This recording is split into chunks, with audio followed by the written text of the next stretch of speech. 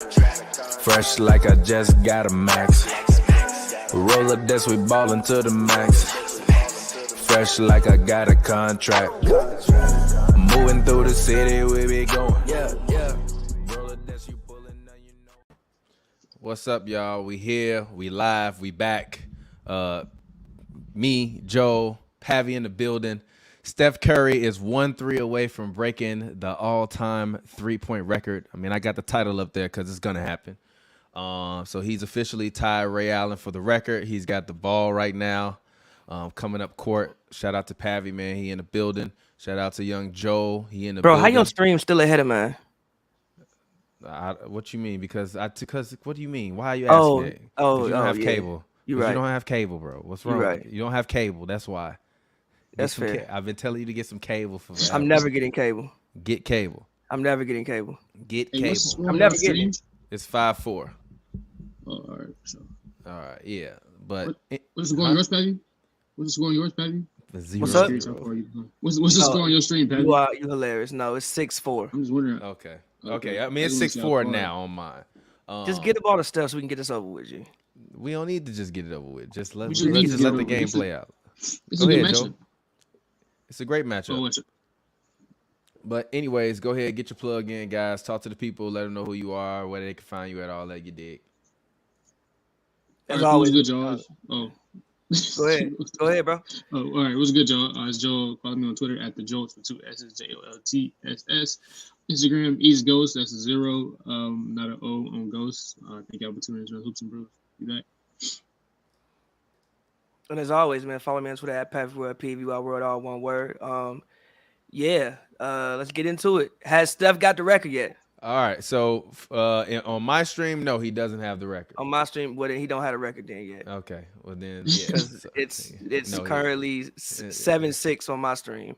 Yeah, I think yours might. Fast, yeah, yours is fast. So what you mean, bro? What you want? Because no, because you said Steph was walking up the court, and he hadn't walked up the court yet on mine. Oh, geez, Steph, just shoot a 3, bro. Get this over with. Like, why are you trying to play basketball? Usual, it's your boy TPJ. Find me on Twitter, Instagram at real TPJ. Actually, find me on Twitter at old TPJ. Find me on Instagram at real TPJ. I've archived my old Twitter account that is real TPJ. So go follow it if you want to follow my old account with 1,000 followers, 1,000+ followers. Go to old TPJ. On Twitter. But anyways. We're here. We're waiting on Steph Curry to break this record. He's 1 away. I'm very upset. Why are they trying to play actual basketball, bro? Just give Steph Curry the ball. Because it's gonna happen. It's gonna happen, but get this over with. So it's gonna happen. So relax. Stop being a hater. You've been a hater your whole Steph Curry life. How am I being a hater? I just said get it over with. Well, no, just let him have his moment. Why he can't just have his moment? He can't pull up. Then from just let the man have his moment. Pull up from wherever. As always on Hoops and Brews, don't drink and drive. If you're under the age of 21 or 18 in Canada, you better not be drinking. Don't do it. It's fucking wrong. And as always, man, we appreciate you guys for tuning in. If you're watching us right now, please make sure you drop a like on the video as well. Drop a comment. Shout out to my guy, Hallow Froby, for donating. We appreciate you, Brody. You are the man. Shout out to everybody in there in the chat. I see y'all out there. What's good? Shout out to all of y'all. I appreciate all y'all in the chat. If you drop a chat or you leave a super chat, we will display your chat on the episode, but if you leave a super chat, we're going to leave it up like we're going to leave this one up. So anyways, the Knicks, Steph Curry, he said, I look tired. I am tired, actually. I'm not going to lie. I worked all day yesterday, covered the Clippers game. I'm a dad, so it's a lot of work. And it's been raining in LA, so it's been a lot of traffic. But anyways, how you guys been, man? What's going on? Actually, you guys are the sick ones or the current. Why you got to tell everybody business? I'm just saying. They tell everybody business. No, I'm fine. Honestly, I woke up and I was coughing, and I was like, I don't want to be coughing and not alert people that I'm coughing. Too many vibes at the nice guy. Nah, not even. And then I saw one of the homies in the hospital. I'm like, the hell happened to you? Yeah, bro. I was like, bro, what the hell happened to you? And like I had just seen, bro. He was like, nah, I got the flu. I was like, oh, okay, you got the flu. You all right. So yeah, you got the regular flu. He said he had the regular flu. All right, good. So yeah. Ooh, but hey, I ain't gonna lie. This might be the first year in Steph Curry's career where I think he deserved to be second team all defense. He's not gonna be second team all defense, but He deserved to be second team all. But he been playing playing a lot of great defense this year. He's not gonna be that. Great defense. But if he got some votes, I would not be mad at him getting some votes for it. He's not gonna get on the team. But if he got some votes, I would not be mad at him getting votes for it. He's not getting on the team though. But I'm just saying he should. He should actually. Him, AC, Lonzo, and then pick another backcourt defender and put Steph in that category. Jimmy, I guess. Yeah, I'm fine with that. And them should be the four to me. Yeah, Tybal. But actually, ain't them four. But ain't Tybal a wing though? He is technically. Y'all laughing at second team all defense. I'm very, very serious. He's not gonna make second team all defense, but he said he got it. I guess he got the record. Yep. Need one away. Here we go. No, I guess he got money. It already. Yep. Easy money, light work, splash. Steph Curry is now in the record books, #1 3-pointers of all time. Let's go. Very easy three. Very like you wanted the man to go out there and pull from 40. Yeah. What did he do? How did he break the record? You ain't seen it? Nah, I missed it. Well, they probably replayed it in like 5 seconds. It was a three. Basically, they caught a rebound, like a kind of a mid screen. He caught the ball, backpedaled, splashed a three. They just stopped the game to celebrate him. Steph Curry, all-time 3-point leader. I just want to say, I told y'all since we started this show, I told y'all. What did you tell us? I told y'all who this man was. Yo. I told y'all who he was gonna be. I told y'all what he was gonna do. I told y'all how he was gonna show up time after time after time after time after time. And y'all hated on the man. They hated on the man so much they gave Andre Iguodala Finals MVP for 15, 5, and 5. And he was averaging 26, 5, 6, and 5, G. I don't want to hear that, G. He held LeBron below 40%. So shout out to my man's Wardell. Keep that ball, G. That ball deserved to go in the Hall of Fame one day, man. Shout out to Steph Curry. Did it in the Mecca. Last night, he definitely had the opportunity to take a three at the end of that game to tie the record, but he didn't do it. He went and made a layup. And then, he was also trying to win the game, though. I understand that, but he was also really trying to win the game. He could have took that three. He could have took that three. He could have. I know. One day in the future, they're gonna be like, "Bro, did you just kind of was like, I don't need to take those threes no more after you got there in Indiana?" He's probably like, "Yeah, I ain't want to do it in Indiana. Indiana not really the place where you want to like go and break records if you Stephen Curry. No offense to Indiana. I mean, it's like, the Mecca, bro. They're in the Mecca of basketball right now. Yes, they are. But Indiana isn't bad considering the So you still ain't seen the shot? I saw it. Okay. I just saw it. Also, I was looking the fact that Pete Davidson is in this shot of Steph Curry hitting this will forever anger me, G. Crying. I'm tired of seeing Pete Davidson. He at the game? And you can call me a hater. I'm just sick of seeing this man, bro. Man, I'm tired. I don't rock with him either. He doing also, I was looking at the Also, there's other breaking news we can get to later on.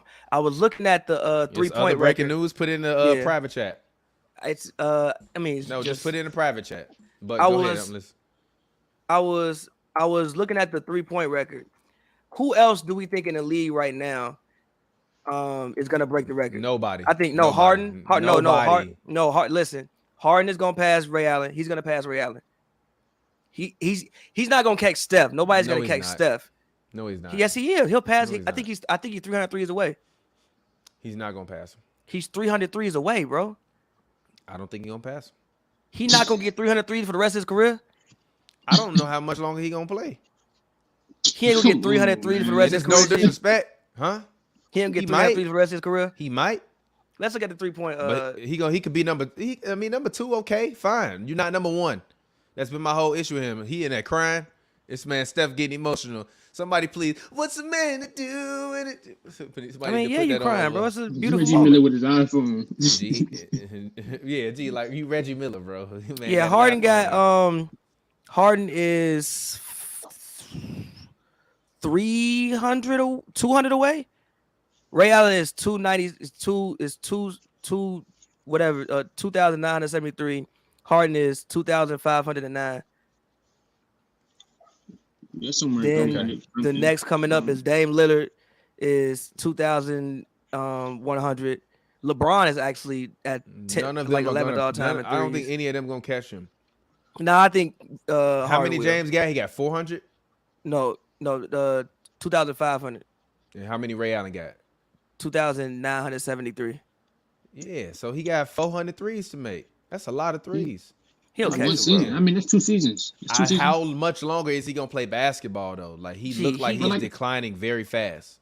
I disagree with that to a billion. He can play at least 3 years. I mean, he can play at least 3 years, bro. He can give you at least 3 years, bro. At least, but his condition hasn't been good though, bro. Because he couldn't rehab this summer. He told us that. Yeah, but like he was kind of all over the place. February, January, December, James Harden is going to be a beast.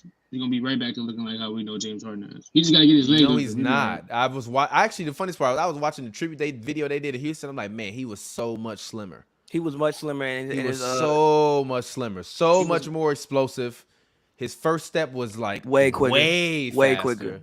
No, I don't necessarily like Harden is a guy that I can see playing until he's 40, just because he can hoop and he'll be able to get assists and probably. He's not gonna catch the record if he played to be 40. If he does, but will he though? He didn't made. No, I'm dead ass. He one of the highest paid players in NBA history. He already got his merch deals. He might just be like, yo, I'm tired of playing basketball. I don't want to do this shit no more. James Harden made this year and just go chill. Like I'm dead ass. Like. He might James Harden just be like, has yo, I'm done with this after a couple years. No, I don't. James Harden has made. He loved to hoop. Harden don't miss basketball games. James Harden has made 64 threes this year. Last year in total, he made 121, and that was in 44 games. The year before, it was 299. He'll pass it within the next 2-3 years.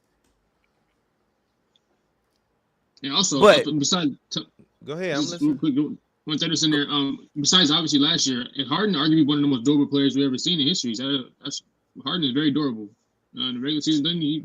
Usually plays between 75 to 80 games every year. He was a lie. Houston, he wasn't missing games. He was a lie. He ain't that. He wasn't missing.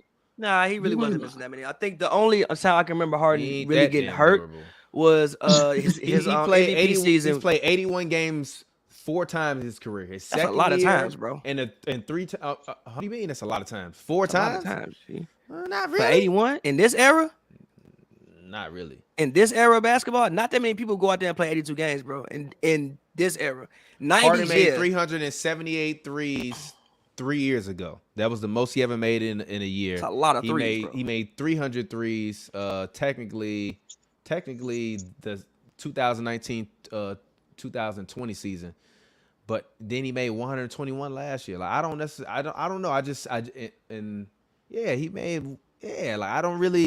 I don't see that. Like he probably might make around 130 this year, but like that means he still got to make like 100 plus for the next 3-4 years to get there. Now, will he continue to play that long? That's my only question with Harden is how long is he gonna play basketball? That's fair. Because his physical conditioning has not been the best. He's been slowly breaking down. He looks a lot less effective than he was before. And let's just be honest, he really enjoys the life of being James Harden. I think the life of being James Harden at this point is like probably more fun than hooping. You just kind of keep hooping because you're a hooper. I disagree with that. I'm sure the man loves basketball. There's no disrespect to Harden. Like I still think he the 4th greatest shooting guard of all time, behind Kobe, Mike, and D Wade, and that's in no order. But he's still the 4th greatest shooting guard of all time. So I'm not mad at him. Like he's had a great career. If he does pass Ray Allen, cool. But you're not gonna be number 1. Nobody's catching Steph. Do we think there's anybody in the league that possibly could catch Steph? No, my son gonna catch Steph. Who? My future son. Who? Little TPJ. I thought you meant. I thought you finna pull out a different jersey. I thought you finna pull out like a Luka jersey or something. Hell no. I ain't no. I'm joking, by the way. I mean, like if I have a son, I'm telling bro, my goal for you is for you to be better than Steph Curry. That's a crazy thing to say for you. It's not though. That's a crazy thing to say. I get somebody's kid is gonna do it because right now they watching. They go like, man, my son gonna destroy Steph Curry. Like LeVar Ball be talking about his kid. I mean, yes, obviously every generation builds up on the next generation. So yeah, somebody will come along and do it and build up on what he did. That's a crazy thing to say. I've been telling y'all, the real GOAT, by the way. Okay, but the real GOAT, second best player in the league right now, behind my son Giannis Antetokounmpo. The real GOAT. Okay. He about to win his 3rd MVP. If they get to the finals or he get a ring, he passed KD already for me. And I'm telling you, he get another ring, G. He's right behind Braun all time. I don't want to hear it from nobody. He changed the game. Right behind Braun if he get another ring. Four of them things. Okay. Four. But It would be four, right? Yeah, it'll be four. Four. That's what I'm gonna be It'll screaming. I'm gonna be screaming four. It'll be four. But Let's go. Again, shout out Steph. Moving along. What's the next topic that we have? You tell me, sir. Today? I mean, Let's I guess you want to talk about a story. Are the Bucks the best team in the East? You can break the news. I guess Giannis is in the COVID protocol currently. Giannis got put in the COVID protocol. Are the Bucks the best team in the East? You know that. Yes. Yeah, my personal opinion. But again, this is. I mean, Dante DiVincenzo's coming back. First of all, I want to say, assuming everybody is on the court and healthy and can play, yes, I think the Bucks are the best team in the league still. Like, I don't think I think they finally just lost when they have like their actual starting lineup in the game. They've just lost. I think recently it just happened, if I'm like not mistaken. Yeah. So like again, versus Houston. It was Houston. No, was it? Was it? I think it was the Raptors. It was the Celtics. My bad. The Celtics. Celtics. Tatum had like 42. Tatum had 42. Yeah, the Celtics. Like they finally just lost with their actual roster. Again, you have Giannis, who I think has come into his own. I'm like I even said last year. I think them going through what they went through and winning the way that they won. I think it does a lot because again, those guys now know how to win. They've done everything. They failed in the conference finals. They've been in the second round. They lost in the first round, and that team has probably honestly been the. I'm not 1,000% sure, but I feel like Giannis and Middleton have probably been together as long as anybody outside of like anybody on the Warriors, if I'm not mistaken, at this point. Like they've been there at least since like I want to say 2016, 2017, if I'm not wrong. They have. Yeah, so like Giannis, Chris got drafted when Giannis was there. That's also part of the reason why they always, why they are so close. No, but I think Chris got drafted by the Pistons. Did he get traded on draft night? Yeah, he did. Is it draft night? Yeah. So like they've built that thing together. Piston thing to do. Yeah, they've man, Steph sit on the sidelines looking like he want to cry again, bro. He's so happy, bro. Bro, he gonna get so drunk tonight because what they come off of back to back, they probably got like 3 days off. Bro, he about to be in some penthouse in a hotel doing some. No, he's gonna be in a hotel. No, he ain't. He ain't be in no hotel. They ain't going out. They ain't going out right now. If you think you was a lie. If you think that man ain't gonna go out there and risk that Omarion, aka Omnicron, he's gonna risk it, G. I just set the 3-point record. We setting the club on fire tonight. We setting the club on fire tonight. Put a basketball rim in there. I'm shooting it with the fans in the club. Come shoot and take a shot with Steph Curry right now for free. We having fun tonight. Nah, they'll probably get like a very nice glass of wine, kick back, Draymond, some of the guys, all right. chill. All right. But back, you gonna kick back with that liquor. But back on subject, yes, I do think. But again, I think the Bucks are the best team in the league, and I still think that they are title favorites. Again, as long as everybody is healthy. I think Bobby Porter's even having the game that he had in Game 6. I think they did a whole lot. I just think just them winning the way they won did a whole lot for everything. And I hate to say use the corny term, heart of a champion, but you can't discount the heart of a champion. You can't discount you can't discount somebody who knows what it takes to win basketball games. I mean, they won Game 7 on the road. Like people talk about, KD and them, if KD was a whole foot away, bro, overtime happened. They could have won in overtime. The Bucks went in there on the road with fans in the stadium when they ain't been there in half the year and won that game on the road. Then Giannis goes down. Next round, they close that out without their 2-time MVP. Was that on the road? Or I think that was on the road too. I think the game 6 was on the road. In Atlanta? It was in Atlanta. On the road. Yeah, both had a better regular season. On the road. I thought I thought it was a wrap for Giannis, to be honest, though. When he went down, too. I was like, man, it's over, bro. I almost shed a tear. I did too. Shed tears, bro. On the road, they went in there and won that. The game in Phoenix was that Game 5. Mm-hmm. When Giannis did on the road, like a lot of those moments came on the road, so that they know how to go in other people's houses and win basketball games. So in my personal opinion, yes, the Bucks are the best team in the East, and I still think that they are the best team in the league, in my personal opinion. Kind of. I mean, it depends. The Nets a handicap. I kind of agree with that. I mean, I think when the Warriors get Klay Thompson back, I think that'll definitely make them the best team in the league. But until due to those two things, I definitely think those two teams are definitely huge threats to them. For sure. The Warriors already killing teams, one of the best offenses in the league without Klay Thompson. Oh my goodness. So I mean, but yeah, besides that, the Bucks obviously. I'm gonna be mad. Klay come back and average 12 a game, like, bro. He might for the first month. Huh? For the first month, he might average 12. He might. Period. We don't know. He played a G League warm up. I believe he would be better, but I would hope he would come back and be better. But we don't know. I mean, but I think the Bucks are the best team without a doubt. Like I think they have the deepest roster. Bobby Portis is crazy enough to punch anybody out that want to do anything crazy. And I was talking about this earlier with with Glasses, and he was saying that he feel like Giannis took a step back, but Giannis still the best player in the league. I'm like, yeah, he kind of did, but like at the same time, Middleton went out there, so it was more of a personal burden on him to like create for other people. So he wasn't really like scoring because he needed other people to get involved. But now that Middleton is back, you have points now. I'm gonna go out there and get buckets and play defense. I mean, it's not and I think no one can stop them. Also, the only thing I don't like is I don't like how he look against Miami. G. Giannis, bro, you gotta nah. Miami stop, is a team that I think can beat them. Stop talking. Okay, go ahead. What happened? Pat Riley come and stare you in the face before the game or something, bro? Like every time he play Miami, G. And I ain't going wrong. Spoelstra is great, and I've always said Eric Spoelstra is great. It's a testament to his defensive schemes. But Giannis, come on, G. They got a good team, G. You can't let PJ Tucker guard you. Yes, you can. You can't. You can. No, you cannot. You can. That's what they got PJ Tucker for. Be out there whooping his ass like you used to do in practice. Do we know if he whooped his ass in practice? All right, G.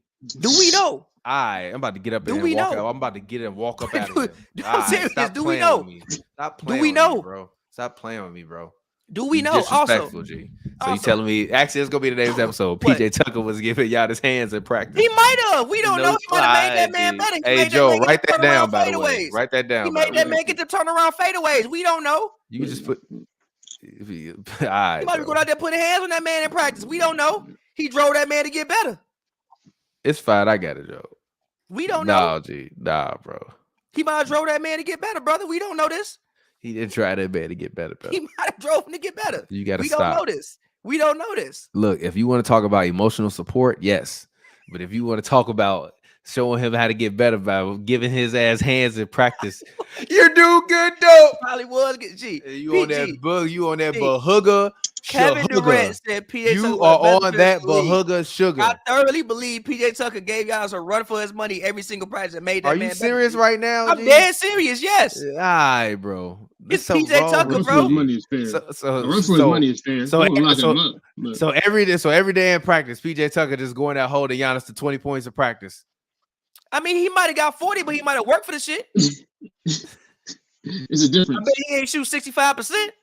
It's a difference. He was in practice shooting 53 as hell. You are funny as hell, bro. What you mean? What? In practice shooting 53 as hell. Somebody said if Kyrie comes back, the Nets are better on are the best because they're in top 10 in both offense and defense. I'm gonna be honest with you. I like Chief. That. Kyrie is not coming back. I don't think he is. And we're going to talk about this, but will Kyrie play basketball again this season? I don't think he is. They talking about who leaked this plant-based, I don't know what a plant-based. It's not even that. It's not even that. It's not even that. It's not even that. It's not even that. It's not even that, G. It's not even that, G. It's not even that. It's not even that. This is the funniest part, G. Like, don't they make most stuff from plants? Ain't most stuff on this earth like derived from some kind of plant? That's a great question. I don't know if they made vaccines from plants though. All right, G. Where they making them from, G? And also, what kind of vaccine are you taking from plants, G? They don't get sick. They don't get the flu. They do get sick. Plants get the flu. I don't know, but they do have. Come on, G. No. We can't vegan everything, bro. But plants, we can't vegan everything, bro. We cannot vegan everything. G. Plants do get sick though. G. I know plants can die, bro, but we cannot vegan everything, G. No, like low key. Plants not getting the Rona, G. Come on, G. Look, how you getting this? What you getting, G? They just giving you some vitamins, G. But listen, bro, if you got bad soil, is that not a plant getting sick?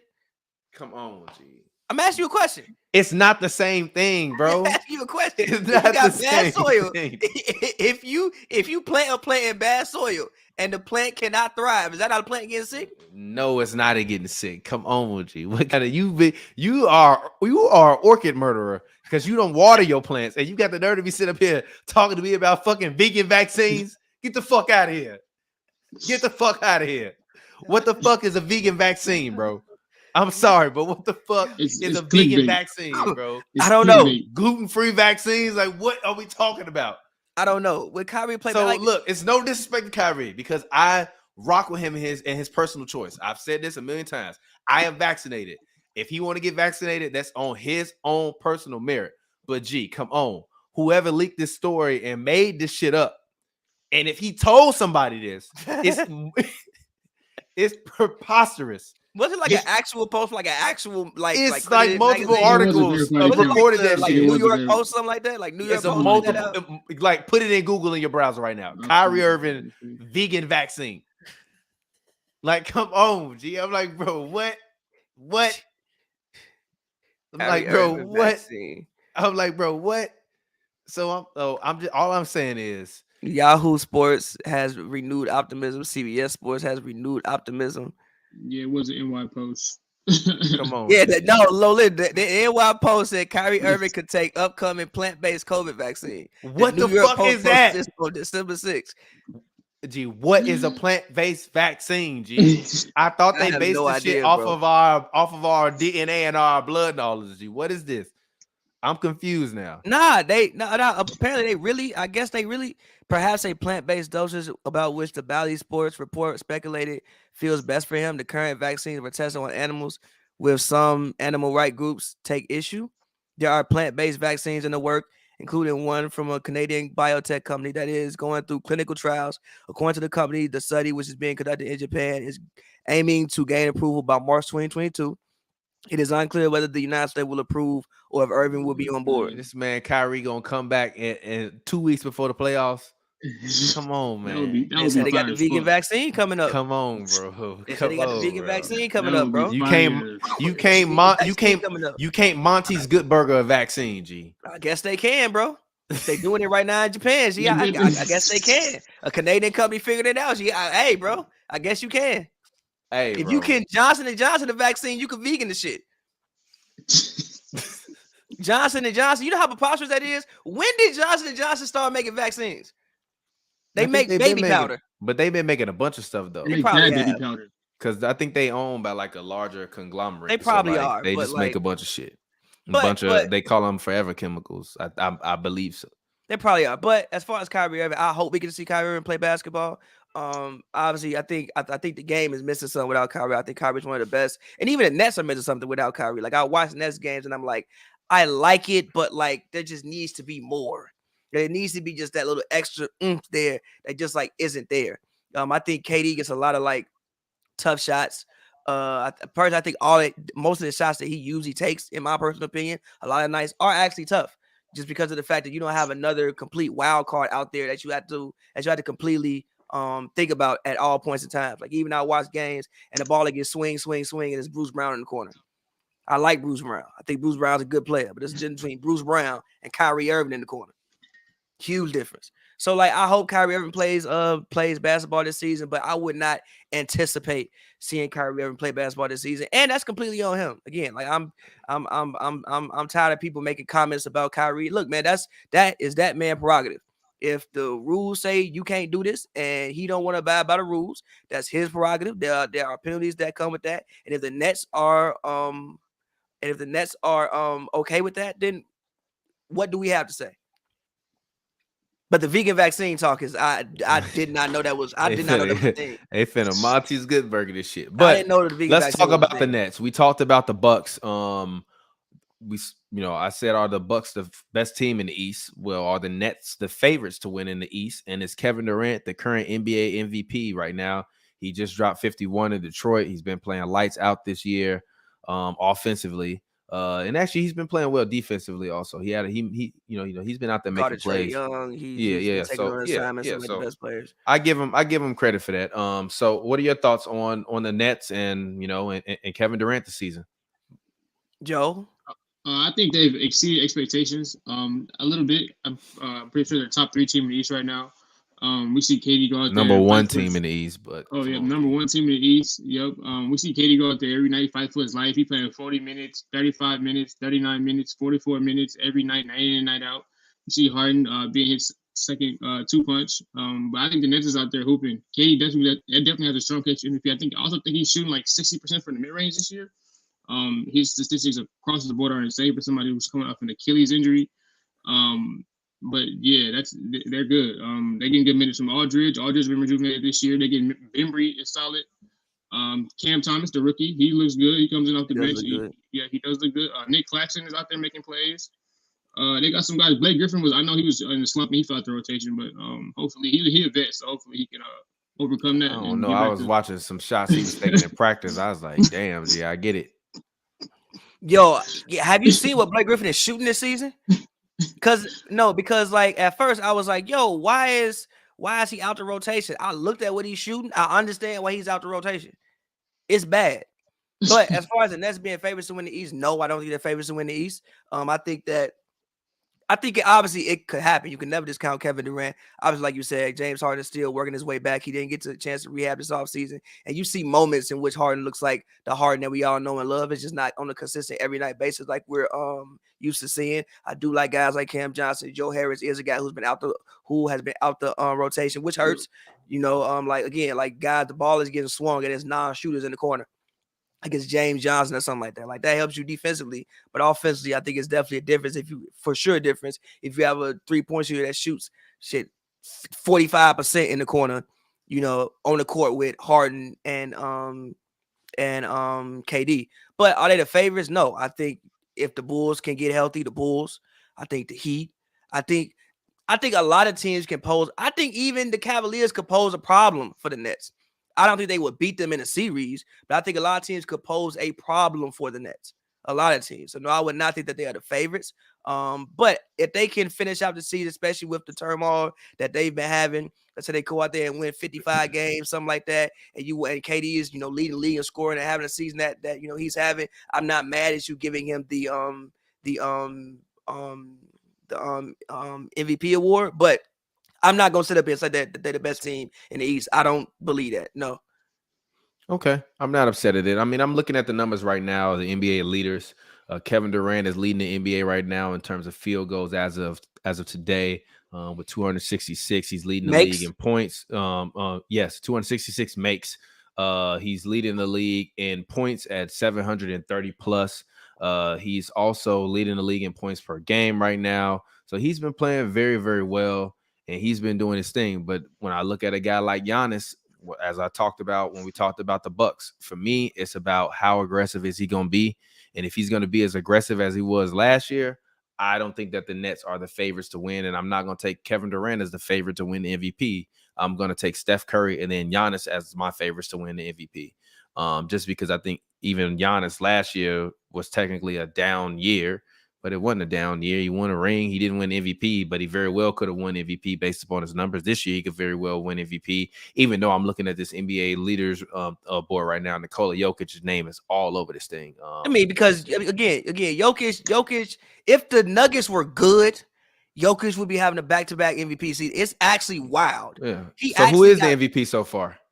I would go with Steph Curry. Just because, but I said this 3 weeks ago. I don't think there's anybody else I don't think he's having some season that's just like way head above heels what anybody else is doing. I just don't think no team is good enough. There is no player on a good enough team that's outside of Kevin Durant. And I don't even know if they'll be as good as the Warriors when the season is over. That's coming close to doing what he's doing. Like if the Nuggets had like the Jazz record, I think Jokic would be a favorite for back-to-back winner of that award. If the Nets were a little bit better, I think KD may be the favorite for that award. If the Suns had anybody who was doing anything that was completely out of the ordinary, I think maybe they might be a favorite. But nobody, in my personal opinion, is doing what Steph is doing and also winning enough games to be considered currently for the MVP award. And I like Giannis. My thing with Giannis is he's won it so much in recent memory that I think he would have to do something that he would have to build upon what he's already done And I don't know if this season is doing that. the As number far as one record is not going. statistically, though, The number one record. that's not going to impress. No, it's not going to impress. Why They wouldn't did it that impress already. you? They did that. They won. Yeah, but his numbers are still insane. I feel he's you, still arguably. You could argue he's still the defensive player of the year. I mean, you gonna argue Rudy Gobert because Rudy No, is you're just not Rudy, gonna but argue that because their defensive rating isn't as high as it was. I don't care about their when he won that. defensive That's why, rating but that's why you're not being gonna as high argue that. when But it was. I'm telling you, that's why you're not gonna I argue still that. see him on the floor, and he's still a demon on defense. But that's why you're I'm not gonna watching the argue that, games, but I I'm feel you, watching the I games. feel you, but I'm watching the games. I understand that, but most times, if you And Middleton also went on the floor. He's a good defender. DiVincenzo, good defender. What are you talking about? I feel you. Their whole roster been fucked up the whole year. What are you talking about? I understand the main guys, like even Draymond. I watched a clip of Draymond earlier talking, I think D. Scott, when he was talking about why he think he the best defender in the league. And he said, when people look at offense, if a guy can just score and get points, they say it's bad. But if a guy is just a good on-ball defender, like that don't mean that you the best defender in the league. He like, if you got to be able to do everything. So I don't want to hear that shit. I would go with Draymond. I don't want to hear that shit. Over Giannis so far this year. Yes, Draymond. I would go with Draymond. The Warriors I think the Warriors had the best defense in the league, if I'm not mistaken. The Warriors had the best defense in the league, and I think Draymond is the unquestioned anchor of that defense. I think they had the best defense in the. I think their defensive rating is still number one. I think I could be wrong, but I think it is. My thing with Giannis is like Draymond Green has a defensive rating this year of 106.5. That's crazy in today's NBA. Let's see. That's according to statmuse.com. Go ahead. I'm still listening. I was going to ask you a question because my mouse died, so I can't look it up. But I want you to, if somebody could look up what Giannis is averaging this year and look up what he averaged the year. When he won his first MVP? He won it 18-19, and the second one was Giannis this year. Yes. So the first year he was averaging, first year he won MVP, he was averaging 27.7 points per game, 12.5 rebounds a game, and 5.9 assists on 57.8% shooting from the field goal range and 25% from the three. This year he averaged 30, right? Next year he averaged 29.5 points per game, 13.6 rebounds on 55.3% shooting from the field goal range and 30.4% from three. Last year, he averaged 28.1 points per game, 11 rebounds a game, 5.9 assists while shooting 56.9% from the field goal range and 30.3% from the three-point line. And this year, he's averaging 27 points a game, 11.6 rebound. Why? He's averaging 20. What are you talking about? He's averaging more rebounds than he averaged last year. But he's averaging more. But he's averaging more assists this year than he did one of the years when he won MVP. But we have seen, you aren't. The season you're having isn't so immaculate that I'm gonna give it to you when you've won it in the recent future. Because again, you just have expanded upon what you've done. Like I don't think Steph Curry has expanded upon what he's done, but he hasn't won it in recent history. That's the thing. He hasn't won it in recent history. He hasn't won it since 2016. I thoroughly agree with you, but he hasn't won it since 2016. That's the thing with Steph. If Steph has this season, for instance, right? Obviously, I know he got hurt and KD came the year after, so things like that happened. But the season he had right after was a crazy season too. I think last year his numbers are way better, but I feel you. I know, but they weren't winning. If their team is way better. They got rid of everybody on their team that had a negative plus minus. I feel you. I'm with you. I hear you. Their team is like exponentially better. I'm with you, but this is again all why I said I don't think he's doing something that's head over heels. I don't think Steph is either.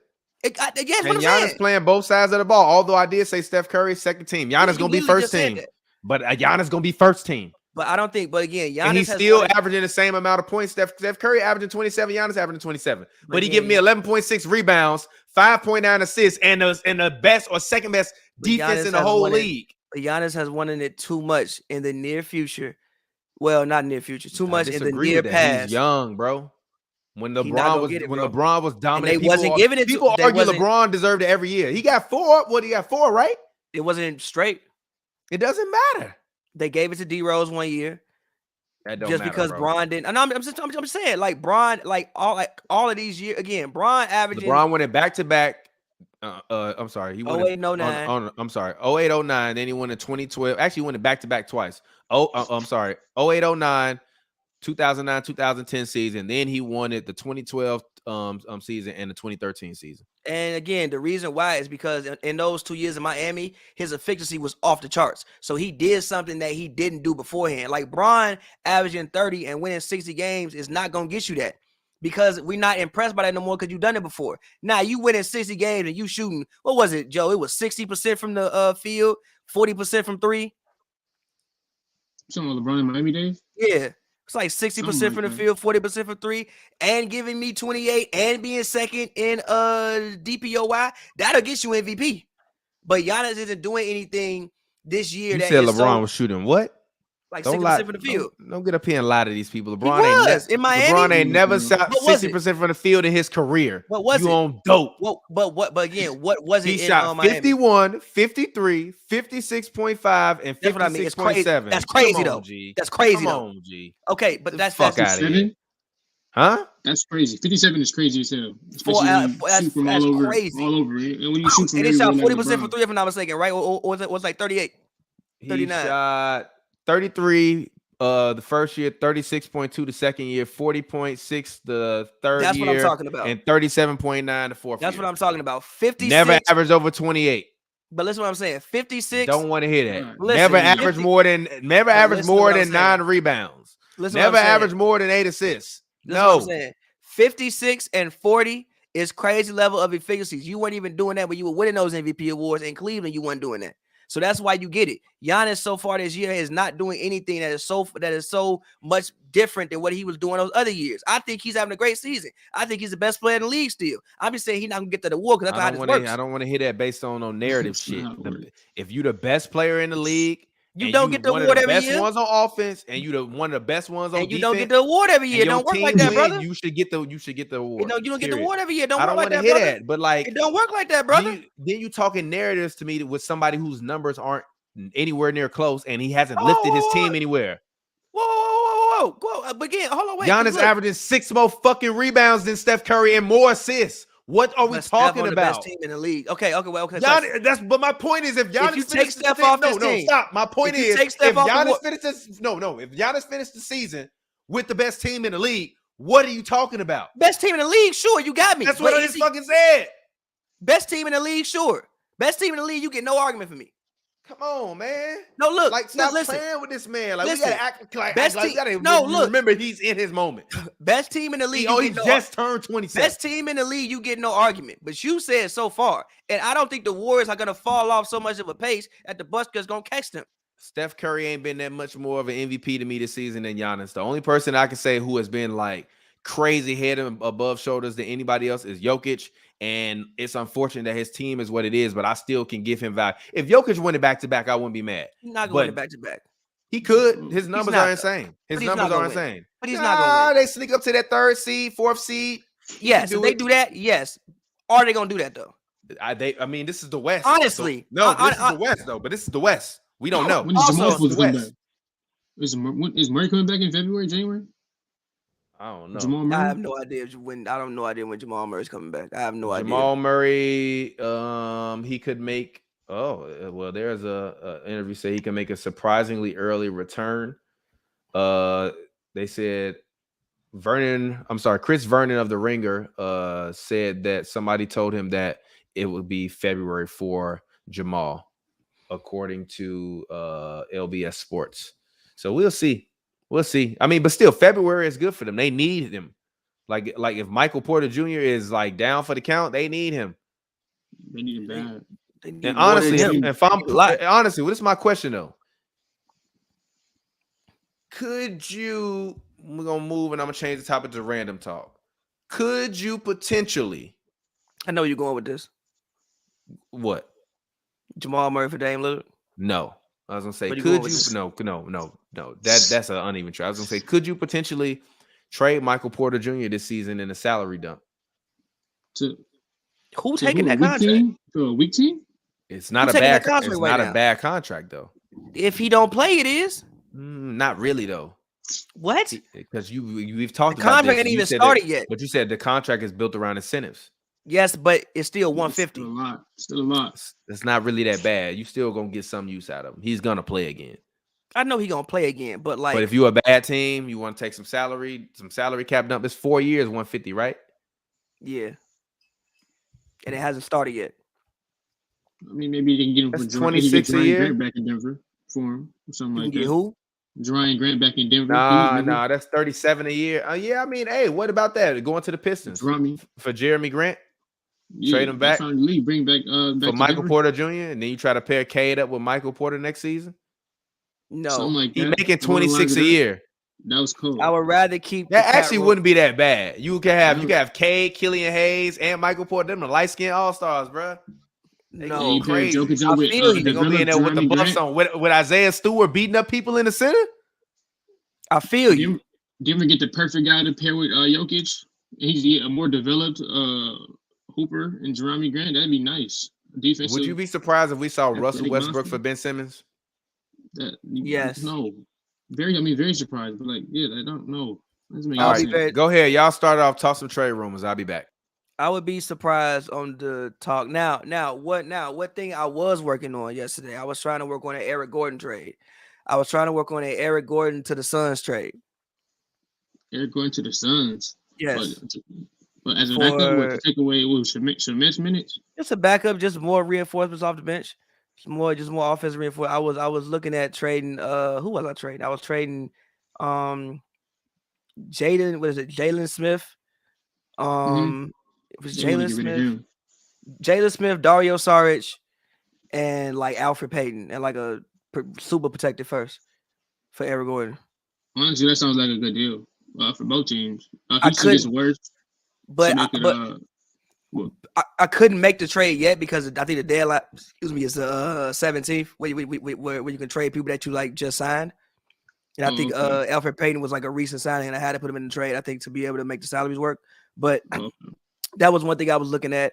I mean, as far as with Russell, I saw the Lakers rumors, and I think that it's so cheap that everybody wants to blame everything on Russell Westbrook. I think it's a tired narrative. I don't think Russ is even half of the Lakers' issues right now. I think Russ shifted, though. Huh? You see, they kind of shifted toward the anger. They've been on AD head more lately. They kind of shifted. Anything grabbed the attention. Now you kind of both out there on the Laker fan hot seat. You know how it is, even though it's all clickbait to me. But same time, if you're really having discussions around trading Russell Westbrook, I think that's just very unfair to him. You brought him here. Like, this man has played 13 years of basketball. You know what you're trading for when you get Russell Westbrook. If you didn't want Russell Westbrook on your team, then either somebody is incompetent in the front office and don't understand how basketball works, or like you traded for him, so you need to do everything in your power to make this lineup work. Yeah, I agree. The guy I could see going though is Horton Tucker might be out the door soon. Taylor Horton Tucker, I could see going. Taylor Horton Tucker, I could see going. If they can get something that fits more in with their timeline, like I think with this Lakers team, obviously you assume maybe at the worst you have a 2-year timeline with this team. Well, at best you have a 2-year timeline with this team. Number one, Anthony Davis with the way he's looking, I don't know how much longer he could even be elite like that. Come on, man. I don't know. Again, injury after injury, I still don't think he's looked the exact same physically since the bubble. Physically.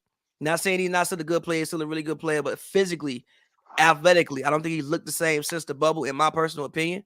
Obviously, Brian is 37 years old. Is he 37 or is he going on 38? He's 30 or 38. It's one of the two. I think it's going on 37. Is he 36? Yeah, I think it's 36. He turned 37. Yeah, I think on New Year's Eve. On New Year's Eve. Russ, he's even 30, 32, 33 years old. Now you have those guys, I think, if I'm not mistaken, for at least 2 years. I know 80 is longer than that, but I think that you think you have a 2-year window. So obviously, if you think Taylor Horton Tucker doesn't fit your 2-year window as far as his development, then I think you go ahead and make a move. But they don't really, in my personal opinion, they don't really have picks like that. They don't really have much that they can move for anybody. There's not much they can just move. Oh, you talking about the Lakers? The Lakers don't have that many assets. You right about that. I mean, besides Horton Tucker, what assets do they have if you look at that roster? Can you think of anybody that? Kendrick Nunn, maybe. But like, I don't think probably a good one. But I don't think they have many like people you like you said consider assets. I mean, you don't have much young talent. You have with Austin Reeves, but like you don't have much young talent on the roster. Like Horton Tucker is probably the most, and his contract isn't so crazy that I think you get something substantial back for him.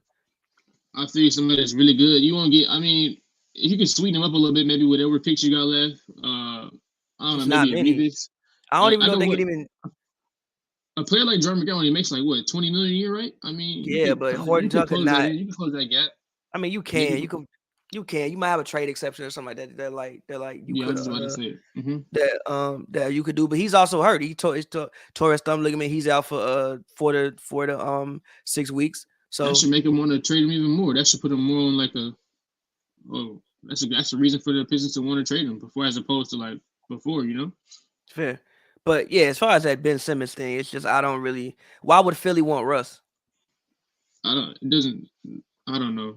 I don't But think the whole it doesn't make any sense. I Yeah, I don't think that just really helps. I don't think that really helps. I don't think that helps what Philly is trying to do. I feel you. In And the my- whole Simmons situation is just getting like mad annoying to me. Like, Not Yeah, really. Why is it annoying to you? Because I hate the fact that I can't watch Ben Simmons play basketball somewhere. Ooh, I like that. That was a bar. That was a bar.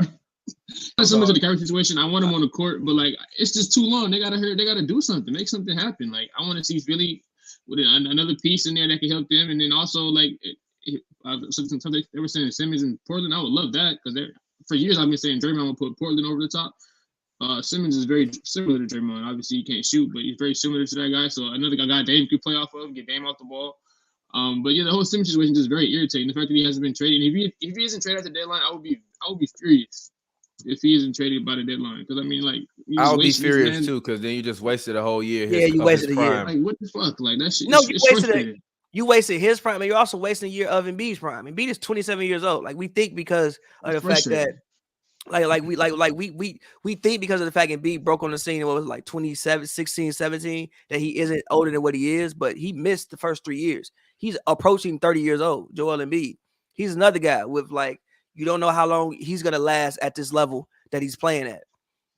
So if you don't make a trade for him and he's not gonna come back and play, you basically just waste a season.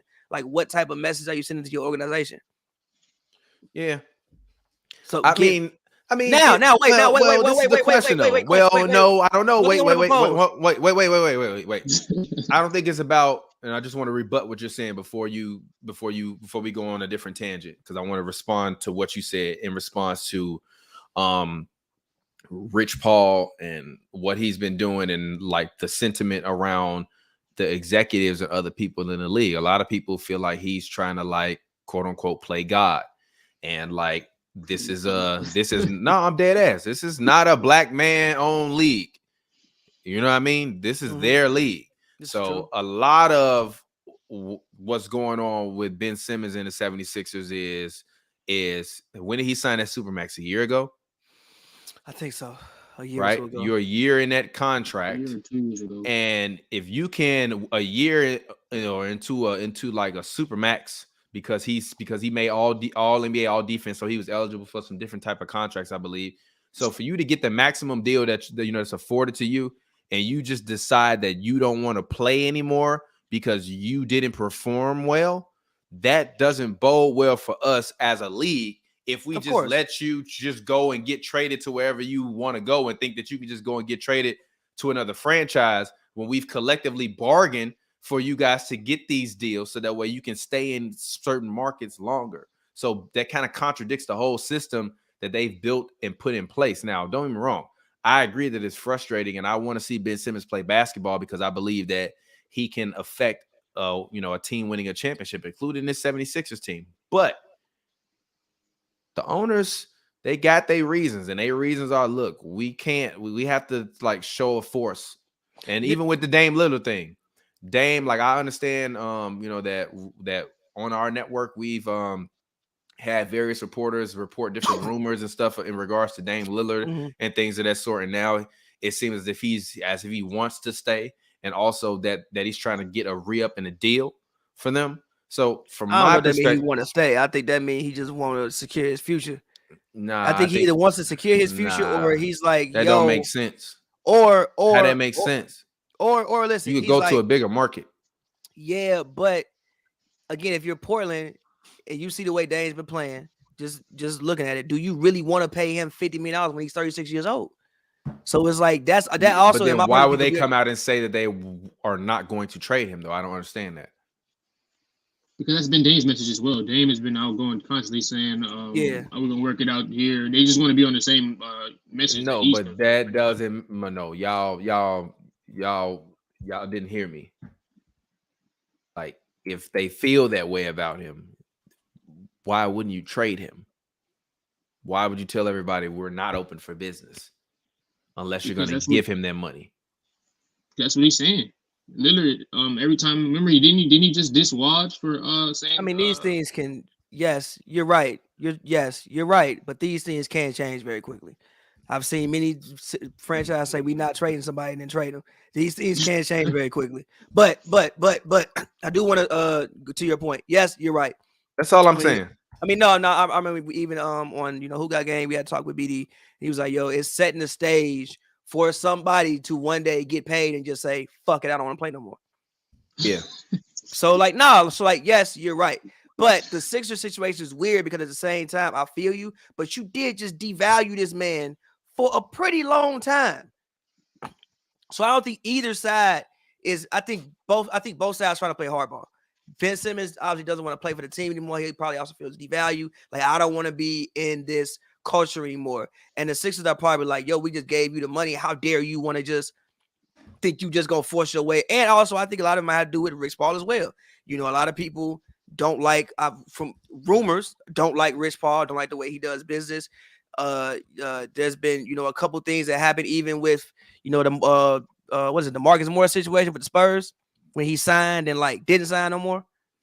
Oh, I remember that. Yeah. So like some people may maybe even with Rich Paul and not liking the way that he does business and kind of want to have a bone to pick. And actually, he's supposed to sign with the Spurs, and we know what RC Buford means to the league, and we know what Pop means to the league in regards to their transactions and how they've worked and dealt with players. Like, so that was that was perceived by people in the league as a slap in the face. Yeah, slap in the face.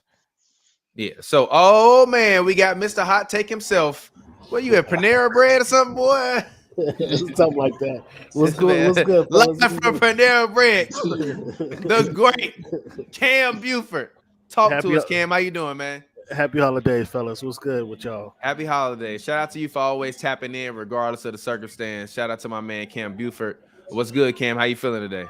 I'm good, man. I'm good. Watching Steph Curry put on a show out here in New York. They're doing this thing out there. What you guys talking about? I just missed it last end of the conversation with Well, basically what we were talking about is the Ben Simmons situation, and basically the kind of the gist of everything is that, from the perspective of the league in regards to dealing with Ben Simmons and Rich Paul and all of the other things that encompass kind of what's been going on with him, and how Marcus, I believe, signed with the Spurs and then did unsigned and went to New York, and that was perceived as being disrespect. So I was saying that the league is trying to send a message to Ben Simmons. The league is trying to send a message to Ben Simmons. So therefore, by them sending that message to Ben Simmons, like, no, you're not just going to sign this big deal and think you can force your way out of this market. And more specifically, if Rich Paul, like I said, if the rumors of people thinking that he's trying to quote unquote play God are true, then like it would make sense why they would meet resistance on him getting traded. And Pavi and Joel was saying that they're going to be frustrated if he's not traded by the trade deadline. And I said, well, I guess. So what are your thoughts? I mean, that's it's not necessarily specifically to Ben Simmons. I think that's ruling is more so a message to Rich Paul, because he got a lot of players in the NBA outside of Ben Simmons. Ben Simmons is kind of one of the headliners, and so he's been able to manipulate and maneuver guys around based on kind of what they want. We see what happened with Anthony Davis, how they went through that year charade where he didn't want to show up, and then he showed up, and then he's only playing part of the game. So there's a history of that, and the league doesn't want that to happen, to where you're exactly right. The player signs a big contract, and then he has the organization kind of by the short and curlies, and so that's what they're trying to prevent. And it's more so, I think that's more so a shot at Rich Paul than Ben Simmons. Ben Simmons just happens to be the last case of that going on right now today. Yeah, and I don't disagree with the NBA. Like, these guys, whoever it is, and whoever manager there is, the guy can't sign a contract and then claim my back hurts, or I got a headache and I don't want to play for this organization, or he said I don't want to play for this organization, and then screams his back hurts and he got a headache, he got migraines, and he can't mentally live up to it. I think, dude, well, something ought to be done to that. You know what I'm saying, Pavi? You get all of a sudden now you got that stomach pain that you just can't seem to get rid of, but everything checks out. Checks out.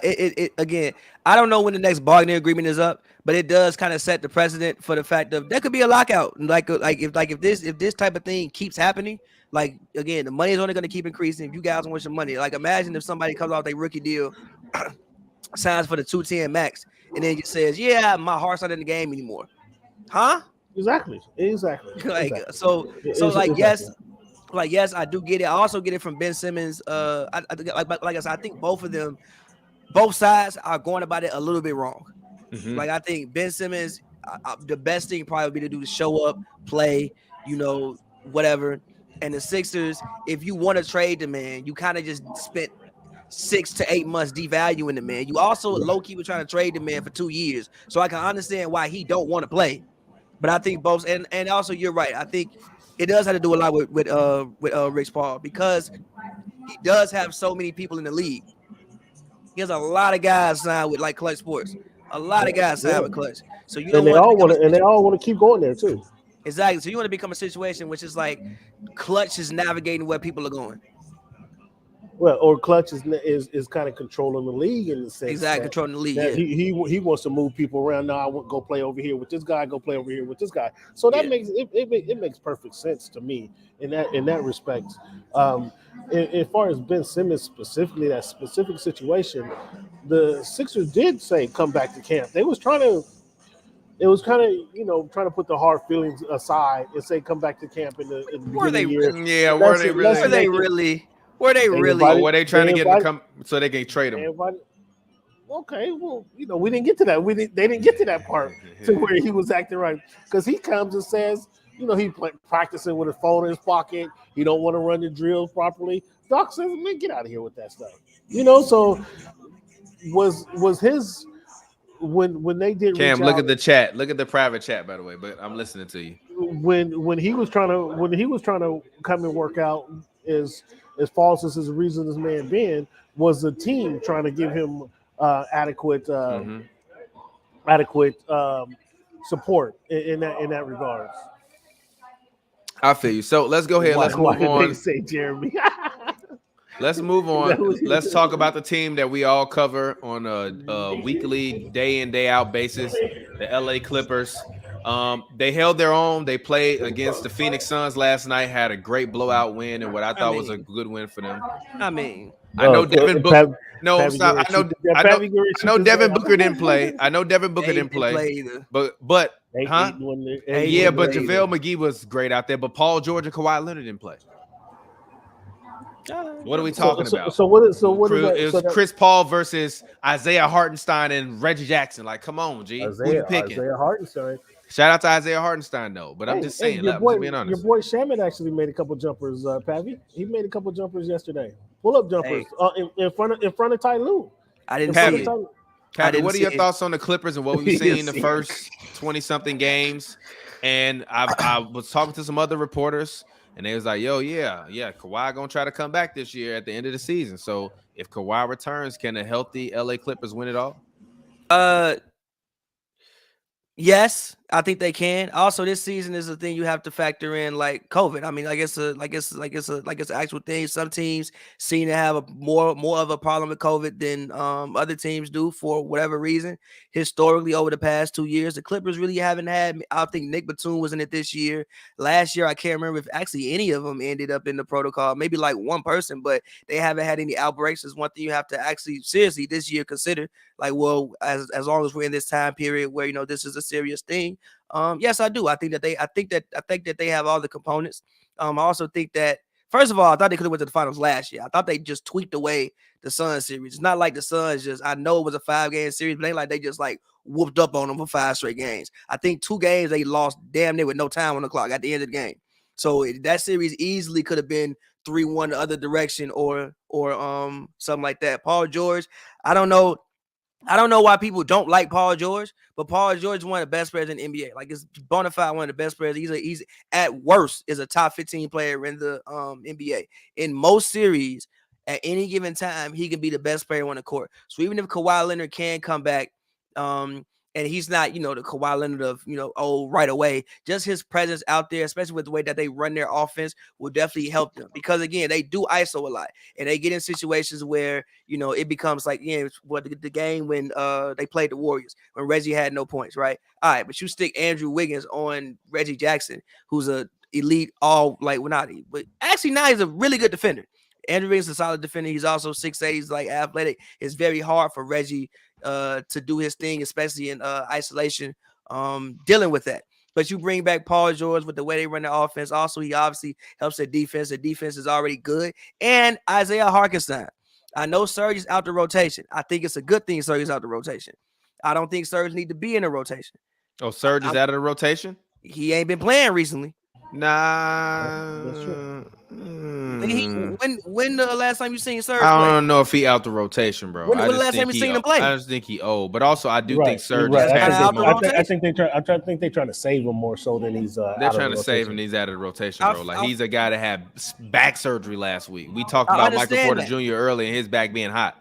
I understand that, and that will come to, again, if you play the Lakers, you're gonna need two of them to be on the court at both of the, like, you're gonna need Serge and maybe Isaiah on the court. But I like how the offense looks with Isaiah. What I'm saying is this: Isaiah allows you to play at least through your center. You can put him like the top of the key and run offense to Isaiah because he can pass the ball really well. So yeah, I think the Clippers have a. You coming around? We got a special guest. We got a special guest. We got a Hoops and Brews. We got a Hoops and Brews OG guest. Shout out to the homie Illy. What's good, G? Can you hear us? Oh, you muted. Hold on. Illy, unmute your mic, bro. Illy, shout out to the boy Illinois. He was one of actually like the first 10 guests on Hoops and Brews. What's good, Illy? How you doing, brother? What's poppin'? I got this mask on because I got this pimple clay on my face, so I look like a damn fool. So go ahead. It's all good. Not Kobe related. Keep your. It's okay. We gonna tell the people you at a house party right now. I'm joking. Anyways, nothing much, man. We're here. We talking about the Clippers. Cam covers the Clippers. He also works with us. The homie, the boy Illinois, rapper extraordinaire as well, but also NBA aficionado as well. Hater of the flop. Hater of the leg kick out on the three. Not rock with James Harden. Does not like James Harden. Listen, anybody who play like that, I don't like. When the Trae Young, even when Steph do it, I love Steph, but when the leg kick, I don't like it. I just don't like it. Not a fan. What's wrong with the leg kick? It's effective. It's effective. What's wrong with the leg kick? It's effective. That's your response, Joel. It's effective. It's effective. They be getting buckets with them leg kicks. Kobe made a career of it. Kobe made a career of that. It's a lot of stuff that will make it cool. cool. I don't know, but Kobe ain't made no career out of leg kicks. What? I think it's too egregious saying that. It's too much. It's too much. It has become egregious. Like, you would see players like you, like, completely stretched out like this, or like the Jumpman logo. Like, come on, bro. Like, I see that stuff at LA Fitness.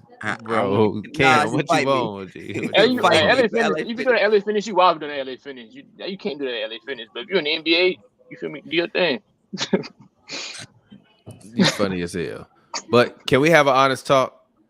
Let's have a talk. About what? Oh, God. Are you concerned that Zion Williamson might not play again in the NBA? This season. We putting this segment up. We gonna like go around table. Illy, you go first. Joe, Cam. Yeah, go ahead, Illy. Go ahead. Illy, you go first. Yeah. We putting this part up. I mean, seeing certain NBA players' careers cut short that I wish I would have seen them in their prime.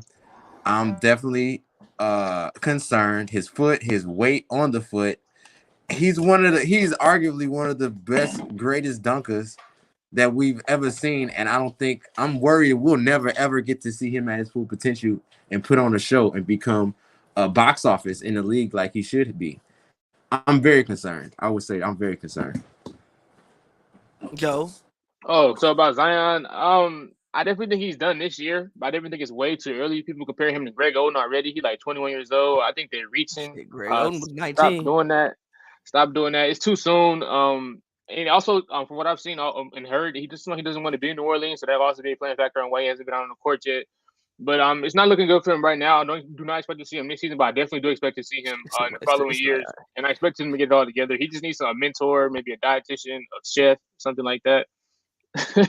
But I definitely expect to see him play again. I think even the title, I think, is insane. I think this title may not play for a while. He's definitely going to play again. I mean, foot injuries are serious. Foot injuries are serious. That's all I'm gonna say. Cam, go ahead, talk to us. How you feel? Yeah, he'll be back. This season might be a wash, but he'll be back. Come on, man. The kid's too young. He's too much. Even if he doesn't live up to a potential at this very moment. I think you muted. I can't hear. Can you guys hear me? Yeah, I can hear him. Yeah, I can hear him. Okay, I can hear him. Even the kid's too important to the NBA right now at this moment. Even if he doesn't live up to his potential, everybody wants to see kind of what that really will be. So whether it's getting out of New Orleans, I mean, if New Orleans is the issue, I mean that's shame on him. Stay out off of Bourbon Street, get out of those restaurants, and like my man said, get to your dietitian, get you a mentor, and then get in line. I mean, that's a personal issue right there. If it's a foot injury or the back injury, come on, they need better doctors or something. But the Pelicans, part of the real problem, the Pelicans are they're secondhand. They're the second stepchild to the New Orleans Saints. Yeah, Saints. So they're not. So they're not. Even Barron talked about it this week on the show. He said that he thought that the Pelicans facilities. He said it, not to be disrespectful, is probably the worst in the league right now. Yeah. So if that's what he's trying to get away from in New Orleans, I could dig it, but somebody needs to focus on the kid and kind of get him some right mentorship, the right dietitian, so he can play. I do expect him to be perform next season. Like, I think he got one more season. Like, this is the second year of kind of iffy status for him. He didn't fulfill everybody's dreams last year. Clearly not doing it this year. If this happens the third year, it might be a wash for him. All right, so here go my opinion on Zion, right? All right.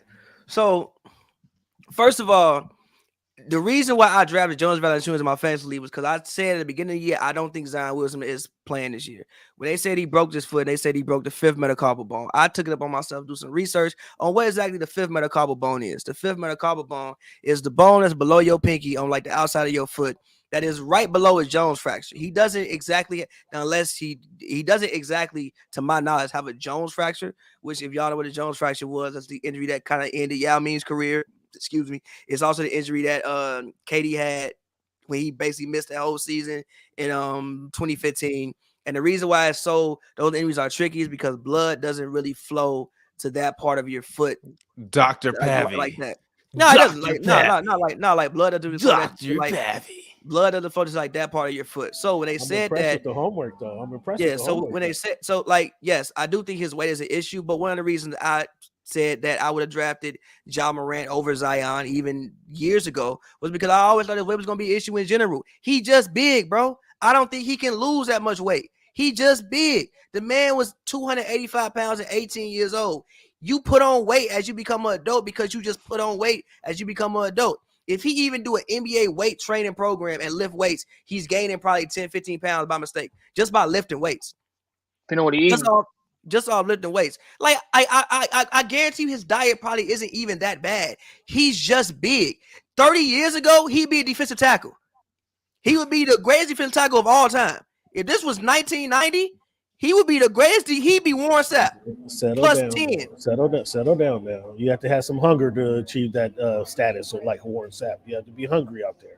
Man, his big ass running to you. He gonna be. I love Zion, but he been hungry. It's gonna feel like some hunger. It's gonna feel like some hunger. He run into you with that speed. I'm like, it's gonna feel like hunger. He be Aaron Donald, but even with the way he plays, it's up, down, up, down, up, down. It's hard to do that for a decade. Like, do I think he'll play again? Yes, I do think he'll play again. Is injuries and all that's going to be a concern for his whole career? Probably. Like, even just look at what you came into the league, you tore your meniscus. You've had, 3? I don't want to say major injuries, but 2. I don't want to say major injuries, but at least like injuries in 3 years. Yeah, significant injuries. Yeah. Like you tore your meniscus in preseason your rookie year, and now you break your foot from they said overuse in the offseason. Then on top of getting in I on just top want to of know getting what kind of overuse was he like? How? training too hard probably. And again, his weight again, he's just big. What was he training on? Cardio. Like, what is he doing? Probably That kid hooping. he wasn't doing enough cardio. Yeah, he wasn't doing enough cardio. So he need to do some cardio. That's He what need to he get in the pool. He need to do some swimming. Thank you, G. I said the same thing. I said he need to be out there like a damn fish trying to swim because there's it's not only gonna so put much any pool stress work on you his can do, though, joints. bro. It's not gonna put any stress on his joints. It's gonna lean him out. Like you gotta even Michael Phelps. He talks about how high of like a calorie intake he had to have when he was like one of the best swimmers in the world. He would eat like 8 times a day because he had to consume like 6,000 calories because he burned so many calories while he was swimming. If Zion became a swimmer and like eat, and instead of him going to the gym for an hour every month, I'm sorry, every morning, go swim and then lift for 15 minutes and then go to the gym and go to practice. Like that's what he need to be doing. Heavy duty swimming, trying to swim a lot of laps. And trust me, it's gonna lean. Like he gonna be so lean, you're gonna be like, how he get that lean? Because that's just what happens when you're a swimmer. All he needed literally swim and don't eat all that stuff. Swim, eat healthy stuff. Get this man the most exquisite salads that he's ever had in his life. He just big, G. Yeah, he ain't gonna be Michael Phelps, but yeah, he don't have to see him in high school. G, he was 250 and 16. But no, the pool's gonna lean him out. The pool's gonna lean him out. How much lean you think he gonna get? He could get a lot leaner. Take the pressure off the joints. I mean, he's gonna take pressure off the bro. But you gotta combat that. You gotta he gotta adopt a Zebo type game. Yeah, but like he's so big and powerful. But does he have a Zebo type game? But Pavi, didn't I tell you that he needed to become LaMarcus Aldridge? Didn't I tell you he needed to become LaMarcus Aldridge? You can't move like Zebo. Is a little bit different. No, but I told you that. I said adaptation. I don't think it's impossible. Aldridge, you got mid-range jumper like that? I think he could do it. I don't think he's shown it. I think he can still do it though. Your bag got to get better. You can, Cam. Old folks. Let your mic go, Cam. You can just talk. Zebo's game is a old. He got a veteran game. He don't got that game. We'd have seen that by now. But Zion's 21. But no, you just don't develop that. Is what I'm saying. At 21. What you mean? They called him Ace and Kid because he couldn't shoot. That's a jumper. You're talking about a whole package. Lonzo used to do this. You don't need a whole package. Zion ain't got a package. Zion got more of a package now than Giannis had damn near 2 years ago. A Zebo package is what I'm saying. He don't have the Zebo down. All he got to do is get low and just spin and throw the ball up. And besides, Zebo was 6'9". What is my man? Zebo 6'8", 6'9".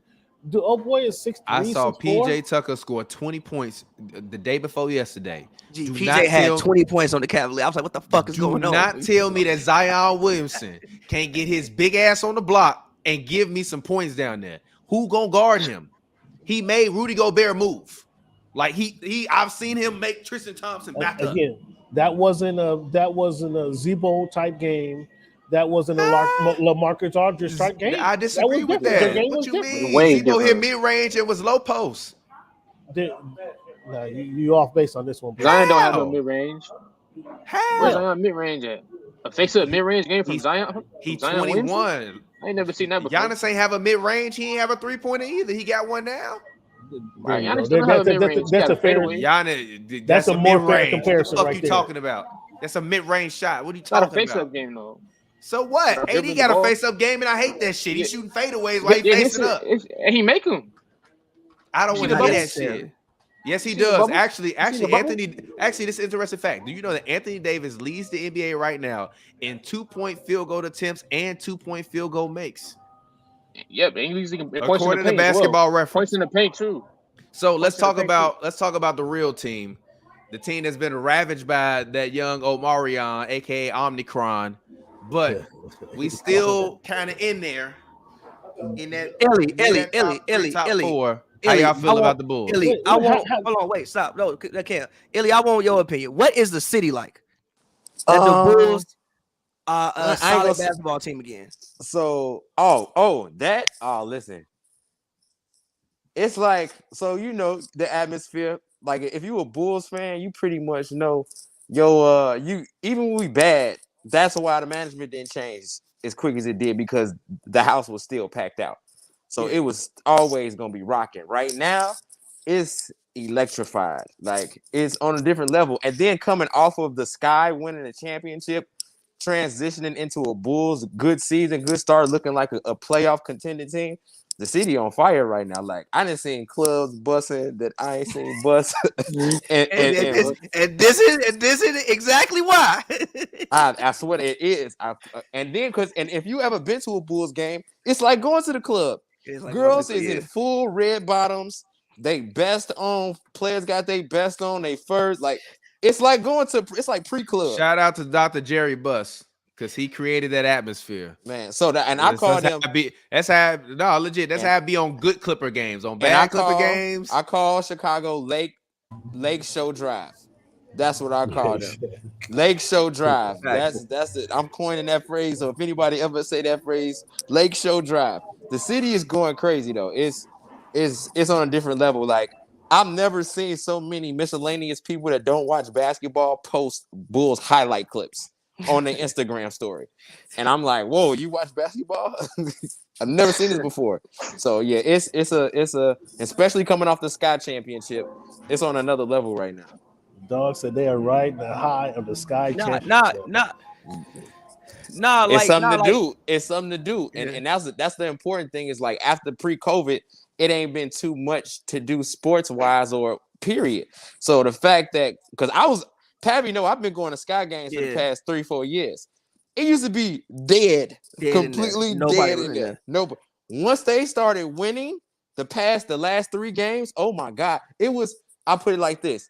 There used to be no police outside of the arena. The last 3 games, it was the whole district at the game. We like, whoa. It wasn't no police outside. I was like, no, it really wasn't. It was no police. No security concerns. No, it was no security concerns. Nobody directing traffic. None of that. When they started, you're not wrong. You're not wrong. Though. It was bust. I was mad because I couldn't find parking. I was pissed. I'm like, it didn't used to be like this, but the city showed it was something to do. So the city showed up. And because even like I'll like watch, I'm just like any random Bulls games. I'm like, yo, half my timeline is at a Bulls game right now. I ain't seen this damn near since Instagram was invented. No, for real, bro. Like, we've been calling each other like, hey, what game y'all trying to go to? We putting packages together like, all right, let's get a box. It's never been like this before, ever. Facts. In a long time. But all right, so you and then everybody else can go. So you being from the city, obviously COVID aside, they got to obviously get some type of, I don't even know, something. But how do you feel about this Bulls team? And what do you think the potential for this Bulls team is this year? This right now, currently, I definitely second round, possibly, but a second round for sure. I definitely think we can go second round. They seems like they trying to move either Kobe or Vooch.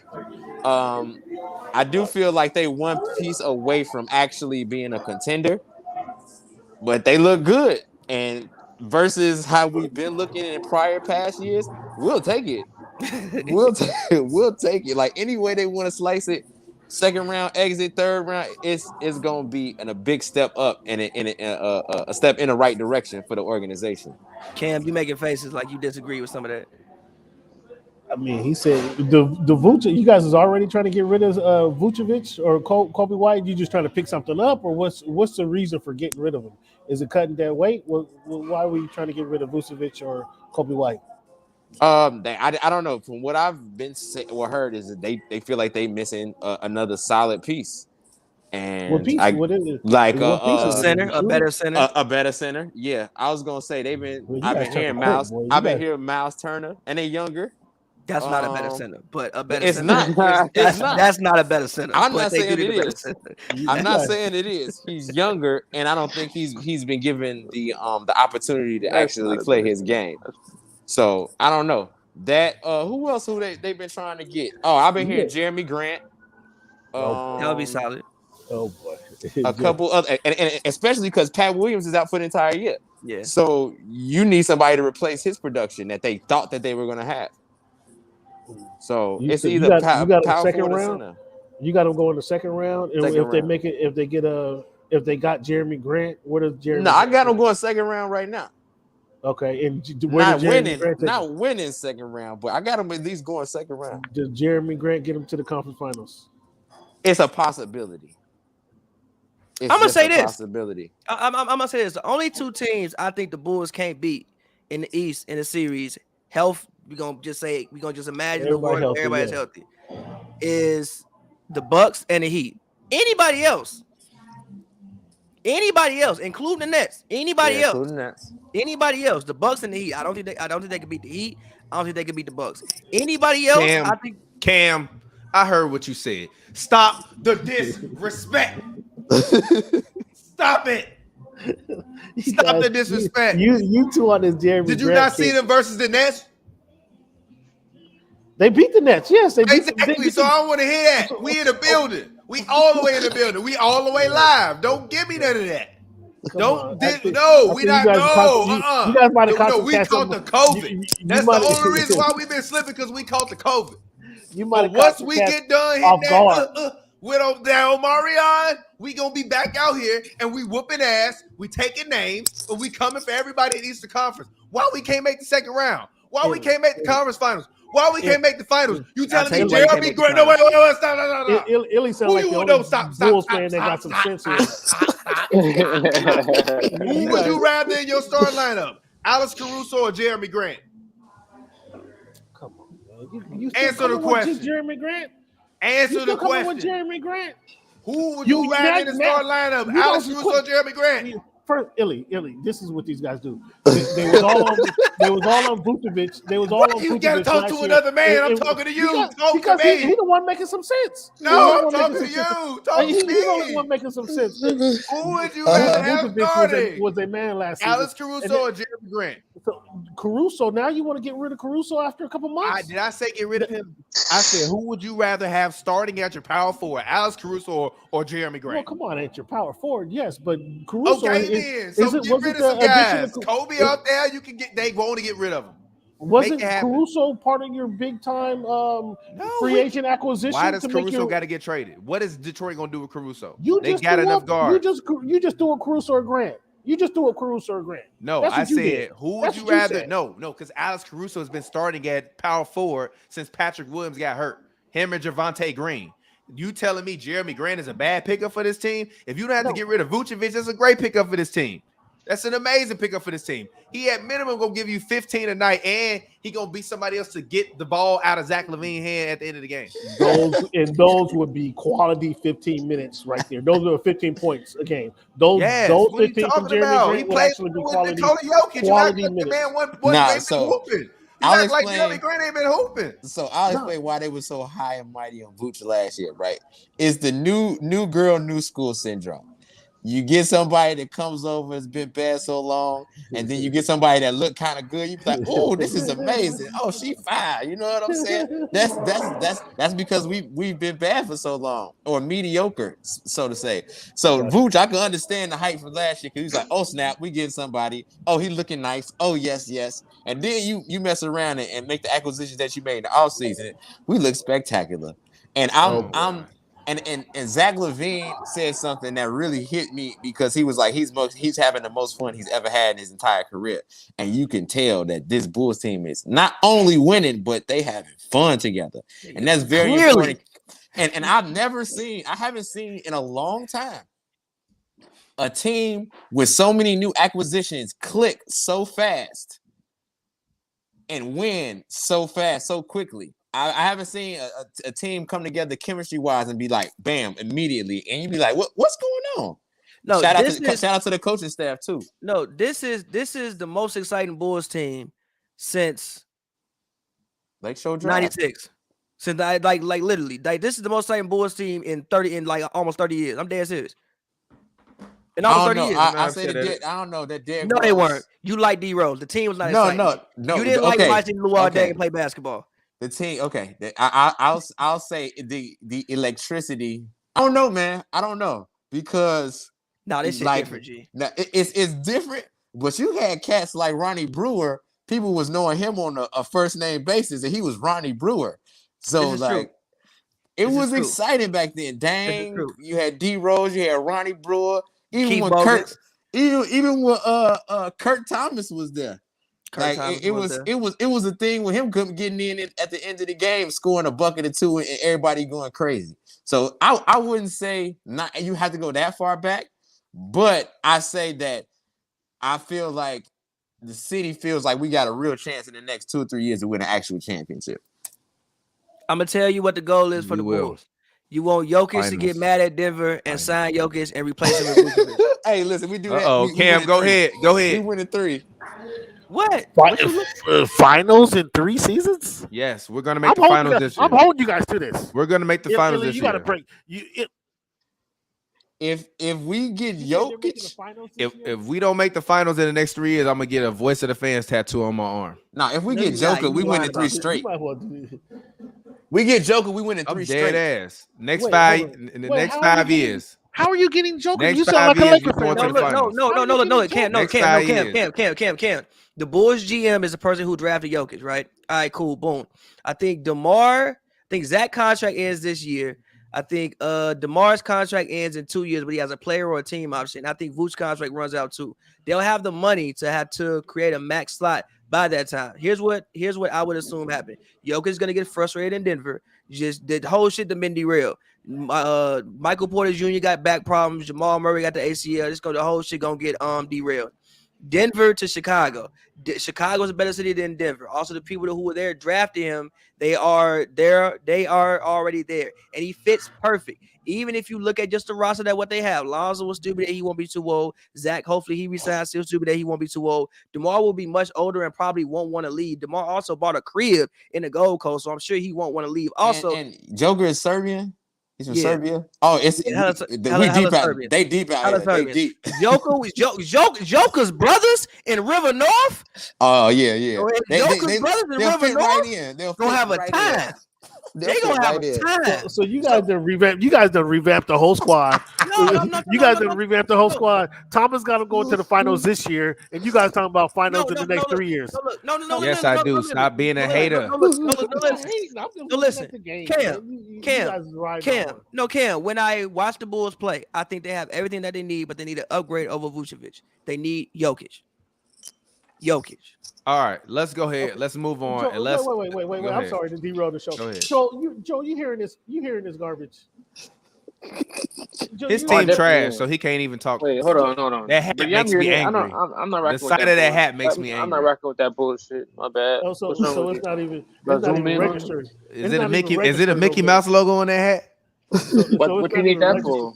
Did the Bulls even make the bubble? Did the Bulls even make the bubble? Oh boy, we ain't need to. Oh damn! We ain't need to. How many games I won that year? I don't know. We ain't need to win no games that year. The bubble won for us. So Zach was going out to get better. You see him as a second round competition right now in the East. They can get to the second round. Yeah, they can make the round, beat the Celtics some in the first round, and then get. So who they gonna play the Celtics in the first round? The Celtics not gonna make the Celtics might not even make the playoffs. I'm just saying a team like that. Them teams are clearly better than only teams like them. Second round is not the conference finals, right, Joel? You agree with that? Definitely not. Yeah. Okay. All right. Enough said. We're gonna make the conference finals. What's the next topic, guys? What's the next topic? Next topic is Anthony Davis. Is Anthony Davis's best basketball behind him? No. Why do you feel that way? Because he's only like 27 years old. We saw this year. I mean, he been looking a little weaker lately, but he started off the year. His numbers was pretty strong in the first. I got him in fantasy. He was getting like 27 and like 8 to start the year off for the first couple. It dropped down to like 24 now, but he's fine. I mean, he might be going through something mentally right now. He's not looking like AD that we know of years. He got a lot of mileage on him lately these past couple seasons with the bubble and with the bubble run. And then last year, he's kind of banged up. But, I mean, yeah, his best basketball definitely is behind him. He's still young, and he's only learning. He's only getting better. Like, I'll put him in the MVP. Like, I can see Anthony Davis getting MVP, like, before his career ends. He's never won an MVP. I can see him getting one. He's capable. Joe, More than come capable. on, dog. No. Come on, dog. Come on, No. dog. No. Come on, dog. You He's gave him had you gave times him when a he was an bubble alien. excuse? You gave him a mental excuse from the bubble. Is that what you gave him? I'm talking about I'm talking about right now, just recently. Seeing he's not playing like himself. Like these past week or so, I'm watching Laker basketball, but I don't think his best basketball is behind him though. Just because he's on like a little bad, just because he isn't looking that good over the past couple weeks. He best could basketball get is not behind better. him. He could get better. To say it's the best basketball is behind him, I wouldn't go that far, but I can't give him no bubble immaturity excuse. I can't give him that excuse. You said he got a bubble immaturity excuse. I mean, that's what? No, not he immature. just No, tried to say. mileage. I say the bubble put more mileage on him because he played deep. He went when everybody else was at home and teams like the Bulls didn't even get an invite. He was playing all that extended time. Ain't this what they do? That's just extra mileage on that. He was better enough. At 27 more wear years and old. tear. At 27 years old. At 27 years old. For a guy like AD, he's 28 years old. For a guy like AD, who's known for being injury prone, yeah, it's worth mentioning. So okay. So where does the MVP come from then? If he have mental challenges, where does the MVP? How does he get into the MVP category? He got mental challenges. This is what your man said. This is what your man said. He said I'm only referring to the past couple mentally weeks of basketball. No. I'm only referring to the last couple weeks of basketball. When I talk about you said mental. I'm sorry, you brought up mental. Okay, I was just going off of what you said. Oh God, he got mental challenges. Why you keep talking about this man having mental challenges? No, he hasn't. I wouldn't say, to answer your question, is the best basketball behind him? I would say no, because he has a lot of opportunity to kind of get right. He's going to be the leader of the Lakers here within the next year or two. I think the better question is to ask, is LeBron's best basketball behind him? Duh. What the fuck are you talking about? Why you got to scream at that now? He's fucking 40. Okay, but they're looking at him to still lead this team. They're still looking at him to lead this team. That's Anthony Davis's problem. Is yes, Anthony Davis is still looking to him to go put up 30, 38, 39 and 9. Well, that seems like an issue to me. That is the just issue. more just how the team is built. That is certainly just a badly built team. What do you mean how the team is built? Give it to Lil GM ain't doing a good job with building this team. Oh, you didn't say that when they were in the bubble. You were talking about how that was a different team. Rob The is. bubble was literally about 3 players back this year. From last year, we had 3 players. That was less than 18. From last year. That's a whole different the bubble team. The whole team different, Cam G. It's a whole new team. It's just not the bubble team anymore. Here go my thing with Anthony Davis, right? Is this he hasn't looked like I said earlier. There was a point in time when Anthony Davis looked like an alien. Like he was like, yo, bro look crazy. I look at him now, he look regular physically. A lot of people can do what Anthony Davis can do physically in the NBA now, and he hasn't looked the same since. No. I know they say his heel was black in the bubble. He hasn't looked the same physically since the bubble. I'm not gonna go out here and say his best basketball is behind him. I don't know about all that. I'm not gonna say all that. That is a lot to say. Also, him, Bron, and Russ still ain't really played that many games together. Also, Trevor Reeves are not there. Wayne Ellington just got back. Kendrick Nunn ain't played. THT just got back. Now he out again. So like, I'm not gonna go out there and say that. But I will say, just from the eye test physically, he does not look the same. He don't even move the same as he did a couple years ago. He just doesn't. It's just fact. Like again, I look at somebody like Evan Mobley. He looked like an alien. And they was like the old model. Like she Davis look like the old. And AD does not look like the old model. He like the old model. Yeah, he like the old model. Their rookie year numbers are very similar though. Their rookie year numbers are very similar. Like I said, when Anthony Davis came into the league in early, like the mid 2015s, he looked like an 80. Like, yo, I've never seen nothing like this before. Now Evan Mobley might be better technically. He was Evan one of the Mobley. first No, wait a minute. Don't even say it. Don't even say no. Don't even. Technically, Evan Mobley is averaging 2 more assists than AD did his rookie year. God. The only thing I'll say about this is the only thing I'll say about this was Evan Mobley was lucky to fall into a situation in which you have guards who can literally spoon feed you the ball. Like you have Garland, you have Rubio, you have great passers who literally spoon feed you the ball while you still work on your offensive game. But I'm not gonna say his best basketball is behind him. Illy, what you think about this topic about AD? Did Pappy just compliment rookie Rubio? I fuck with Ricky Rubio. You love Hey, Ricky yeah. Rubio. I'm gonna say I'm a fan of Ricky. I'm a fan of Ricky too. I feel like the older he's got, the better he's gotten. Like especially in the past 2 or 3 years, his shooting it's kind of he's not as good. Nowhere as good, but it reminds me of Jason Kidd late in his career when he started to learn how to shoot, and he was already basketball IQ was up there. He was like, oh, now I can actually score. Yeah, so I'm a fan of Ricky. As far as AD goes, I would have to agree with the mental thing. I really think like I wouldn't say his best basketball is behind him. It all depends on him and how he transitions right now because mentally he's not there, and then on top of that, everybody in the press is getting on him. So it's like everybody in the press. If he can if he's mentally tough enough to handle that and be up for the challenge on some Giannis shit, then I think that he has some better basketball years ahead of him. But it ain't a lot of people built like Giannis. Does he have that in him though? That's what I'm saying. I don't think he have got that dog in him. Kind of right. There you I go. don't know. I don't know. I haven't seen it. You haven't seen it? No. Not the willingness to get better every offseason. 2020. Nah, I don't. You don't think watch so. basketball that year? No, I didn't. I haven't seen. I haven't seen. Gee, I got for the right thing. That was Giannis, 2 years ago. Oh no, that 1 year ago. That one. And then what happened? And then Giannis has in 2020. And what time? What year is it now? What year is it now? It's 1 year away from that. And Giannis has wait. And not Giannis that long ago. And Giannis has greatly surpassed him. Greatly surpassed him. And the still things AD doing the basketball court that Giannis can't do. What? Dominate? No. AD is not dominant. AD is nowhere close to dominant. Face up, hit a jumper in your face, hit a contested jumper. You can score at the end of the day. At the last 5 minutes, can you give me buckets? Everything looked pretty. He definitely can. Everything looked pretty. At the last 5 minutes, can I consistently? And that's what we talk about deferring to LeBron. That's where he defers to LeBron. Can you get me buckets in the last? I don't care all this razzle dazzle stuff. Can you score the ball when I need you to score the ball? And if you can't do that, and Giannis has proven, and then Game 7 put up 40. You never seen it. And Anthony Davis ain't on Giannis level right now. Do. And it's because Giannis puts that all-season work on. It ain't a lot of players in the league, period, that put that all-season work in. Giannis is a different character. And Giannis was talked about, ridiculed. Like he said in that clip with PJ Tucker, I done seen it all. I done airball free throws. I done airball the last second shots. He not ridiculed like AD. AD have Snoop Dogg calling them street clothes.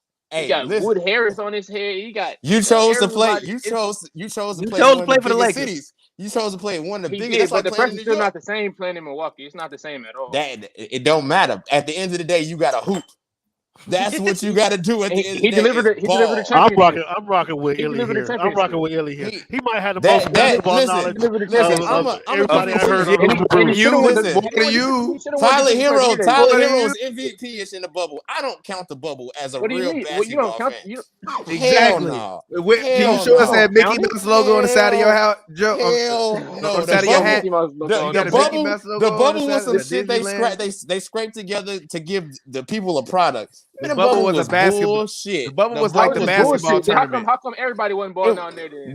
The Suns did, and they still went home. The Suns was undefeated. We seen Giannis. If I recall correctly, your boy Giannis got swept in the bubble. How come he didn't fucking get the superpowers like everybody else? Hey, Marks was acting real different in the bubble. It ain't consistent. That's 1 year out of TJ Warren had 50. Exactly. That's 1 year out of, and that's Warren not even a whole year. That was 50 OG. 50 OG. I don't count the bubble, man. I don't count the bubble, we seen Corey Brewer. Jimmy Butler had a 40-point triple-double in the fight. We have seen Corey. And you know why else I ain't counting you know why I ain't counting the bubble? Because it ain't no fans in the stands. It don't make sense. Ain't no people there.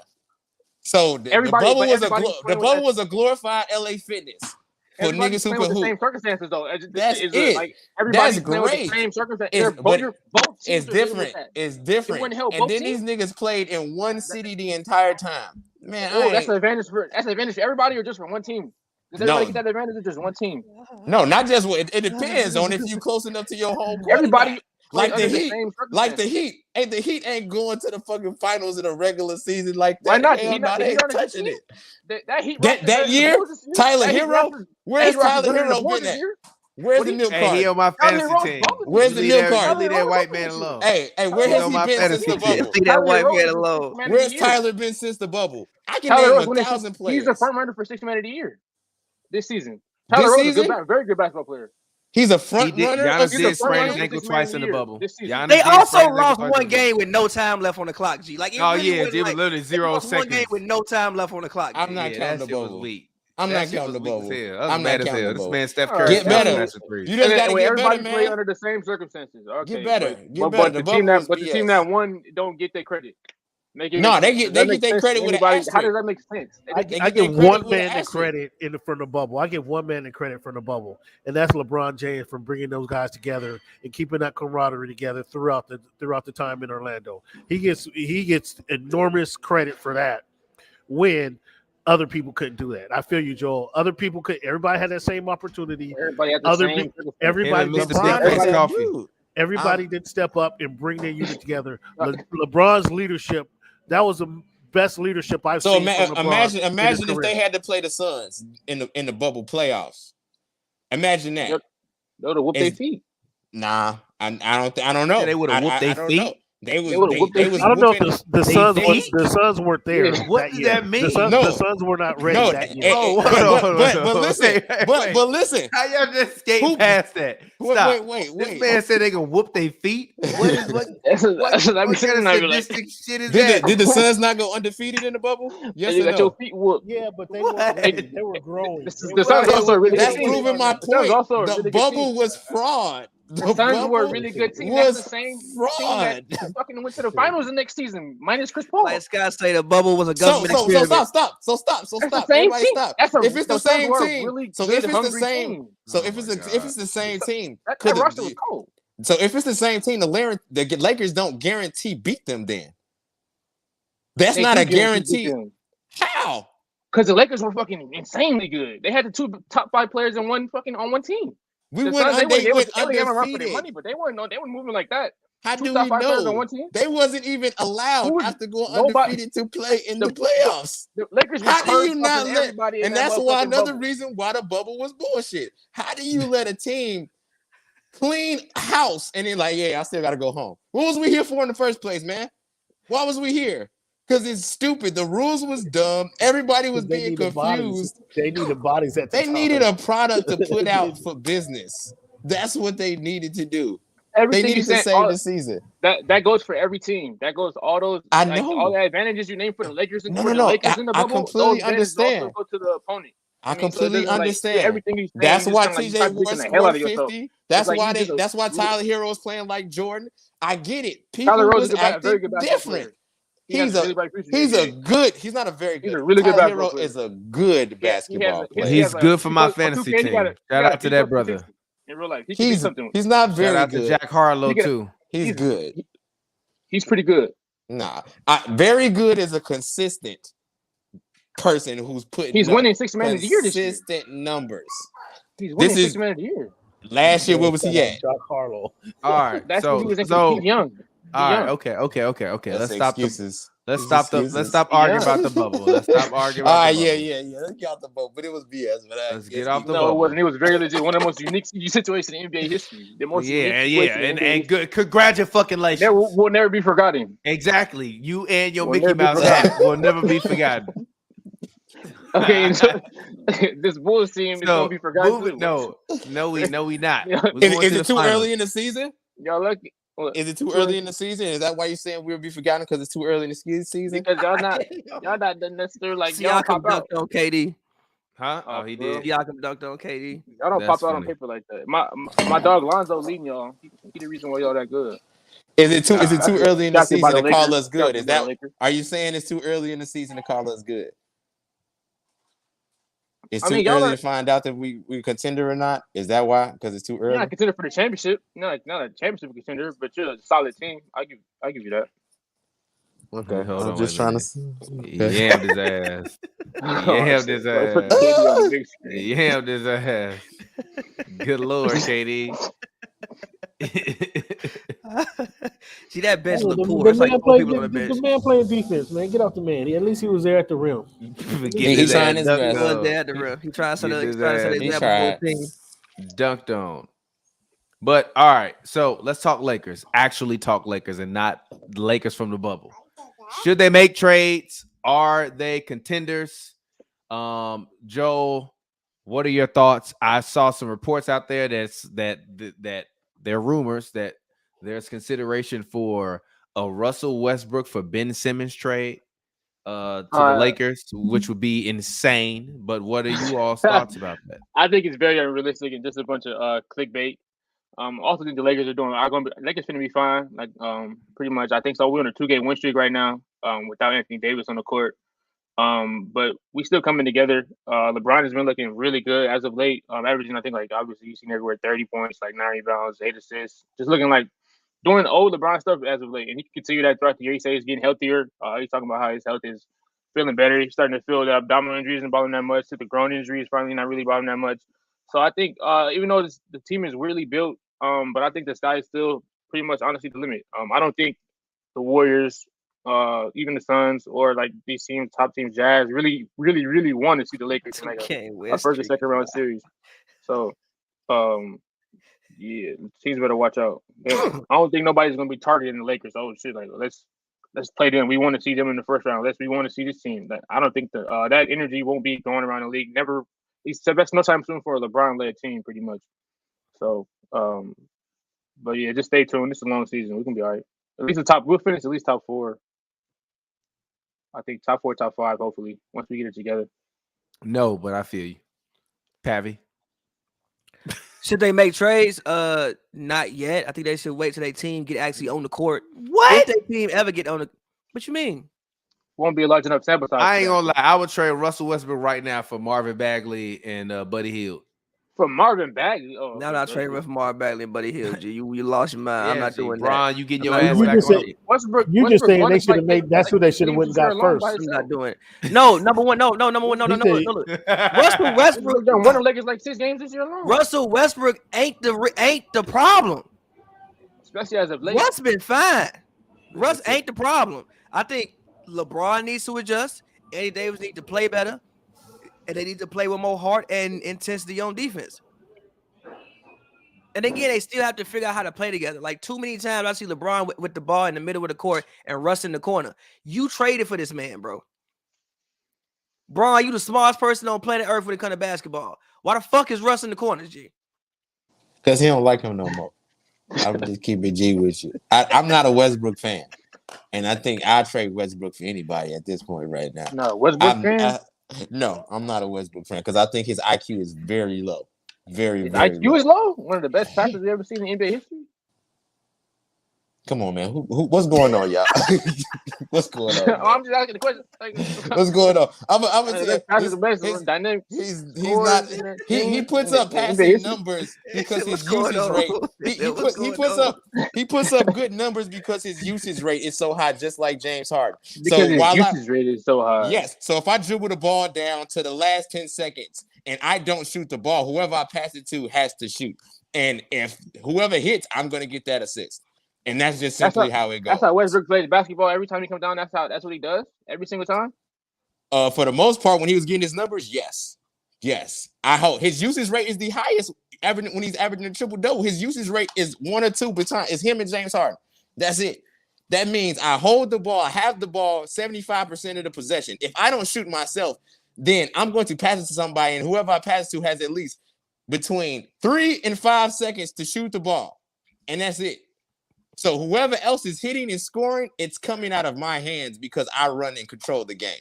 Westbrook, if you watch him, his basketball IQ is shit. I'm sorry. It's utterly bad. And at this point in his career, the amount of turnovers, his late game decision making is one of the worst. One of the worst. I think that's what you're speaking more about, his late game decision making versus because that's his IQ. That's when your basketball IQ has to be on point. But he's one of the better clutch scorers in the league this year. He's always one of the better clutch scorers. Even when he won MVP, he was the best clutch scorer in the league by a mile, by a lot. That's great. They didn't win anything. He's won us games this year off of his clutch making decisions. He beat Miami. He's not. And what has he won? Shout out to him being clutch. What has he won in his career? He's been to a finals. He's been to a conference finals. He's won multiple 50-win game seasons. What? Nothing. He's won MVP. What, like a 10-time All-Star? Ultimate goal NBA championship. All Ultimate NBA, goal. You can say the same NBA. thing for Dame, but guess what? They ain't did nothing. They ain't won Westbrook anything. has been on. They ain't won anything. Dame is more clutch than Russell Westbrook. It don't matter because he ain't won nothing. You aren't on the rosters and play the role that he's played on those rosters and not. How many teams? How many different teams have you played for in the past 3 seasons? How many different teams has the clutches one of the most dynamic passes played on and what happened to those teams? Played on 3 different teams. The Wizards made the playoffs. Wait. Bubble Russ was not. Wait. Bubble Russ. To be fair, Bubble Russ was not the Russ we saw in the season. He got the COVID. He had the quad. It wasn't the same Russ in the bubble. To be fair. I can be fair all you want to. That was a good Rockets team, and the Wizards went to the playoffs last year because of Westbrook. Because the season out, the East sucked until this year. The East sucked until this year. That's why them teams like that. So now you discredit him for making the playoffs, even though you're saying he wasn't doing nothing. I will always discredit most of the majority, even when the LeBron teams when he was stumping through the East, wasn't nobody play. He wasn't playing nobody.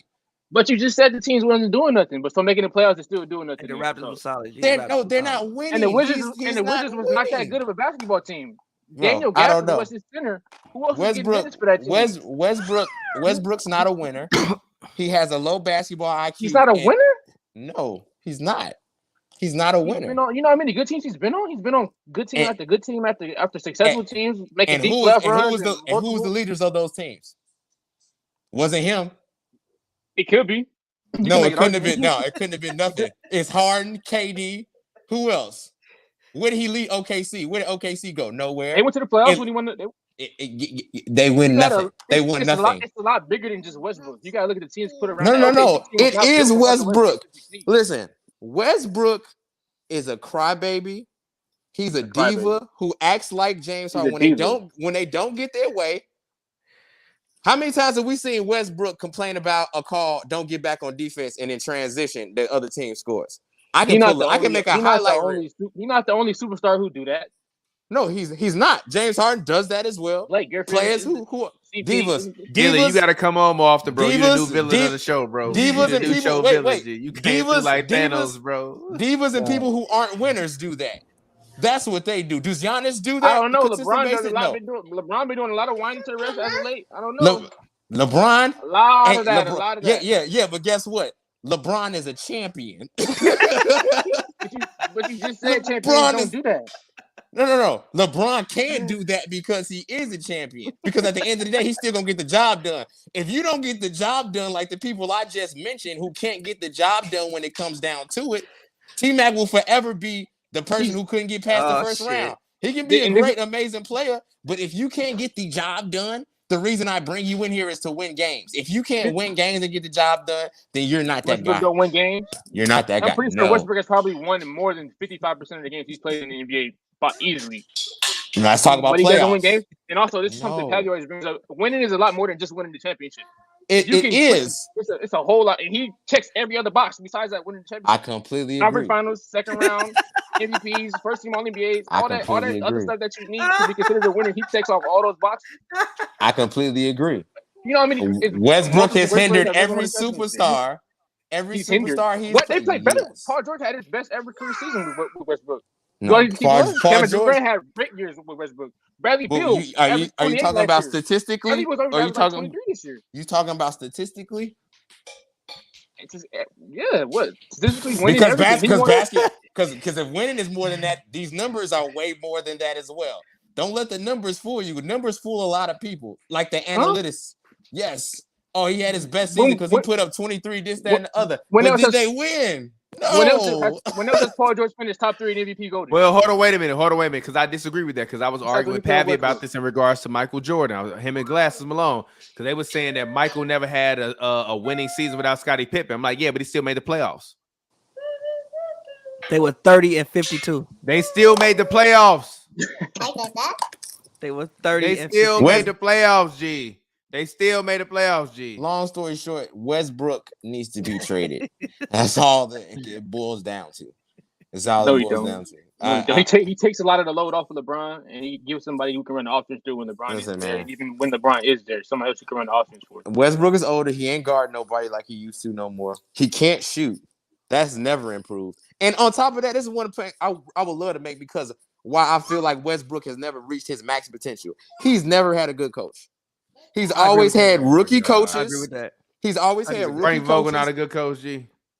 Well, he just got here, so I can't all the way say that. But every other coach, he's either had a rookie coach or somebody he can run over. And he had Mike D'Antoni and fucking. You can run over, like I said. You can either rookie coach or coaches he can run over. Him and James did whatever they wanted to do. D'Antoni is a pushover. That was D'Antoni's That was probably system. your best point, Illy, is right there. Is he never really had a coach. He's never had a coach. I always thought back in OKC, like if the coach couldn't get Russell to run the play that they wanted him to run, that was bad coaching. Or they should have kind of put Russell on the bench And at that point. that has fed his diva-like mentality because nobody's been able to tell him, hey, sit your ass down. Yeah, exactly. Nobody in his career has done that. Nobody's been willing to do that. I agree with that. Not one person. They've been passive-aggressive like KD, James Harden. This is the first time I feel like he's been on a team that will hold him accountable. But it's kind of late in his career. It's kind of late. It is kind of late. And then who's going to AD is going to hold him accountable? No, Bron. Only Bron. And Bron is probably at a point where he like, I'm tired of doing this shit. Hey, move this nigga. Move this I'm pretty nigga. sure Rondo's speaking up. Rondo don't play though. He don't play. He's not on the court. That's his number one thing is his locker room presence. All the Lakers if say you're that. not on the court, you can't tell Russell. Yeah, if you ain't on the court, bro, like You can't talk to Russell if you're not on the court. I gotta wait for like a timeout. You can't talk to me, G. You can't talk to me. Somebody on the court, they'd be like, "Hey, shut up, relax. I got it. Move and go sit in the corner and all right, cool." Yeah, all the bad. Hold on. One question for everybody, and then we can wrap this part up. Are the Lakers a contender? Cam, yes or no? Of course they're a contender. They got too much talent to be a non-contender. Will they maximize the use of their talent that they have?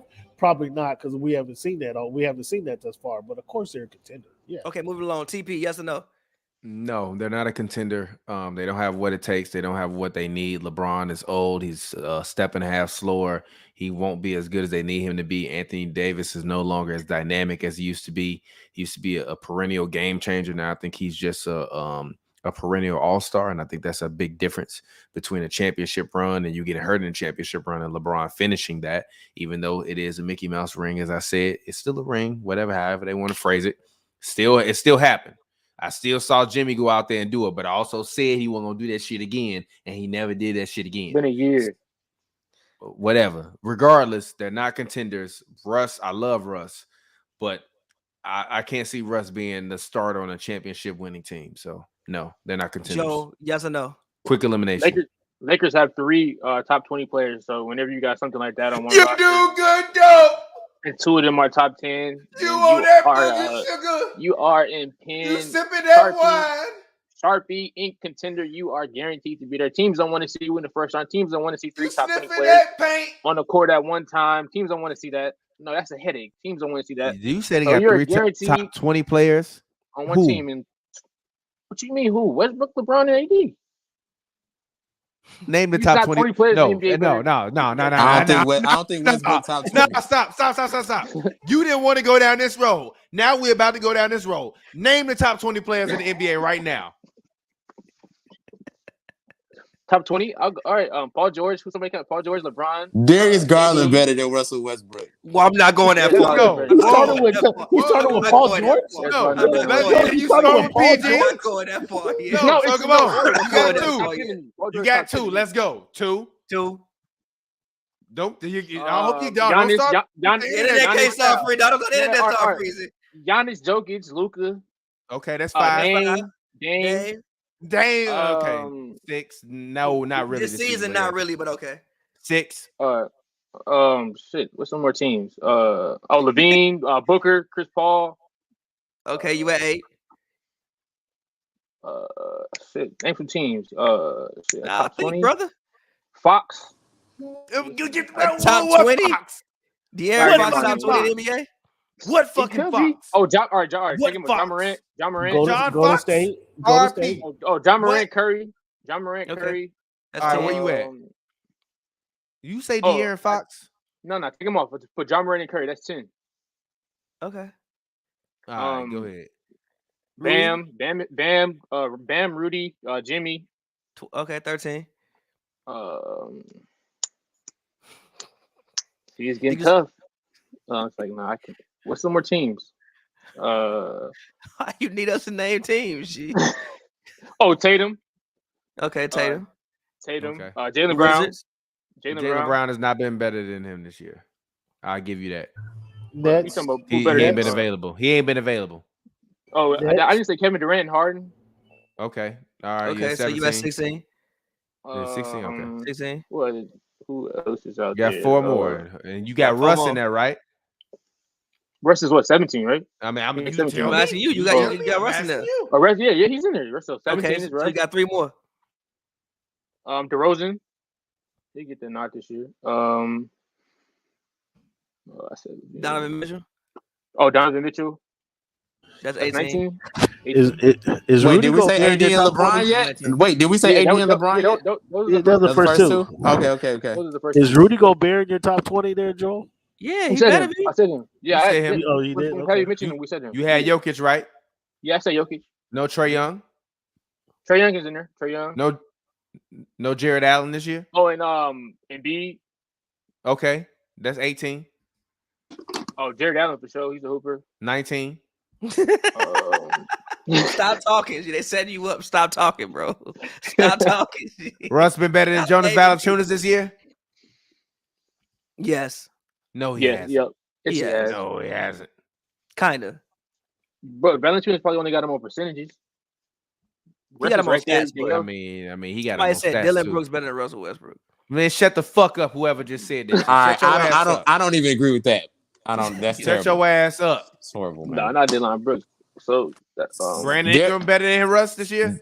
Darius Garland is better than Russell Brandon Westbrook. Ingram, he ain't been doing shit but losing in New Orleans. He's not better. I fuck with Darius Garland, but I'm not ready to say that yet. This year. Darius Garland. Miles Bridges ain't been better than Russ this year. He's playing better. than LaMelo Ball ain't been better than Russ this year. Oh, LaMelo Ball. All right. He ain't Julius Randle ain't been better than Russ this year. No, he hasn't. No, Julius Randle. No. I got Julius Randle. No at Julius Randle. No, I'm not going on Julius close Randle. like Randle. You say Jimmy Butler? Julius Randle. Anthony, I say Jimmy Butler. I said him. Like Randle say is James close. Harden. Anthony Edwards is close. Yeah, I said James Harden. He said James Harden. Harden. Russ this year though. Harden really ain't been Anthony better. Edwards Yeah, is he close. hasn't. Harden ain't really been better than Russ. Harden. Oh yeah, I mean, that's -1, 18. I ain't really think about it. I mean, Harden ain't I better think than you him. named like 24 by now. I think I done heard like 24 No, I said names. there's a couple dudes that close. Like Randle was close, Anthony Edwards is close, but Randle is Randle is better. not close. Anthony Edwards is not close either. They both are actually. I disagree with that. Like Miles Bridges is I close. agree with Joe. He arguing against himself, but I agree with him. But that's we had like 18. Julius Randle has not been better than nowhere near it. All right, bro. Westbrook, y'all be forgetting Westbrook won the Lakers about 5 games this year by himself off clutch plays and off of execution. I ain't gonna lie. Reggie Jackson been better than Russ this year. Now you against going who, too far. Now you going too far. Who did he win those 8 Now you games going against? too far. Who did he win those 5 games against? Russell. He won this game versus the Heat. He won us a couple. They played the Heat this year? They did. That at home, when they beat them. That game when Jimmy left early. Kyle Lowry been better than Russ this year too. I agree with that. When LeBron was out, and Lowry's close. But I still take Westbrook over Lowry. Easy. All right. Anyways, final reactions before we get out of here. I Steph say Curry set the. Go ahead. No, I'm saying the Lakers. I don't know if they're a contender, but one thing I will never do, like Tom Brady, I can't count LeBron out. I'll never count him out, no matter how old he is. He's a trickster. Lost in the and first he's round last year. It's very savvy. I can't count him out. That's a big I don't know, and that's how I believe it.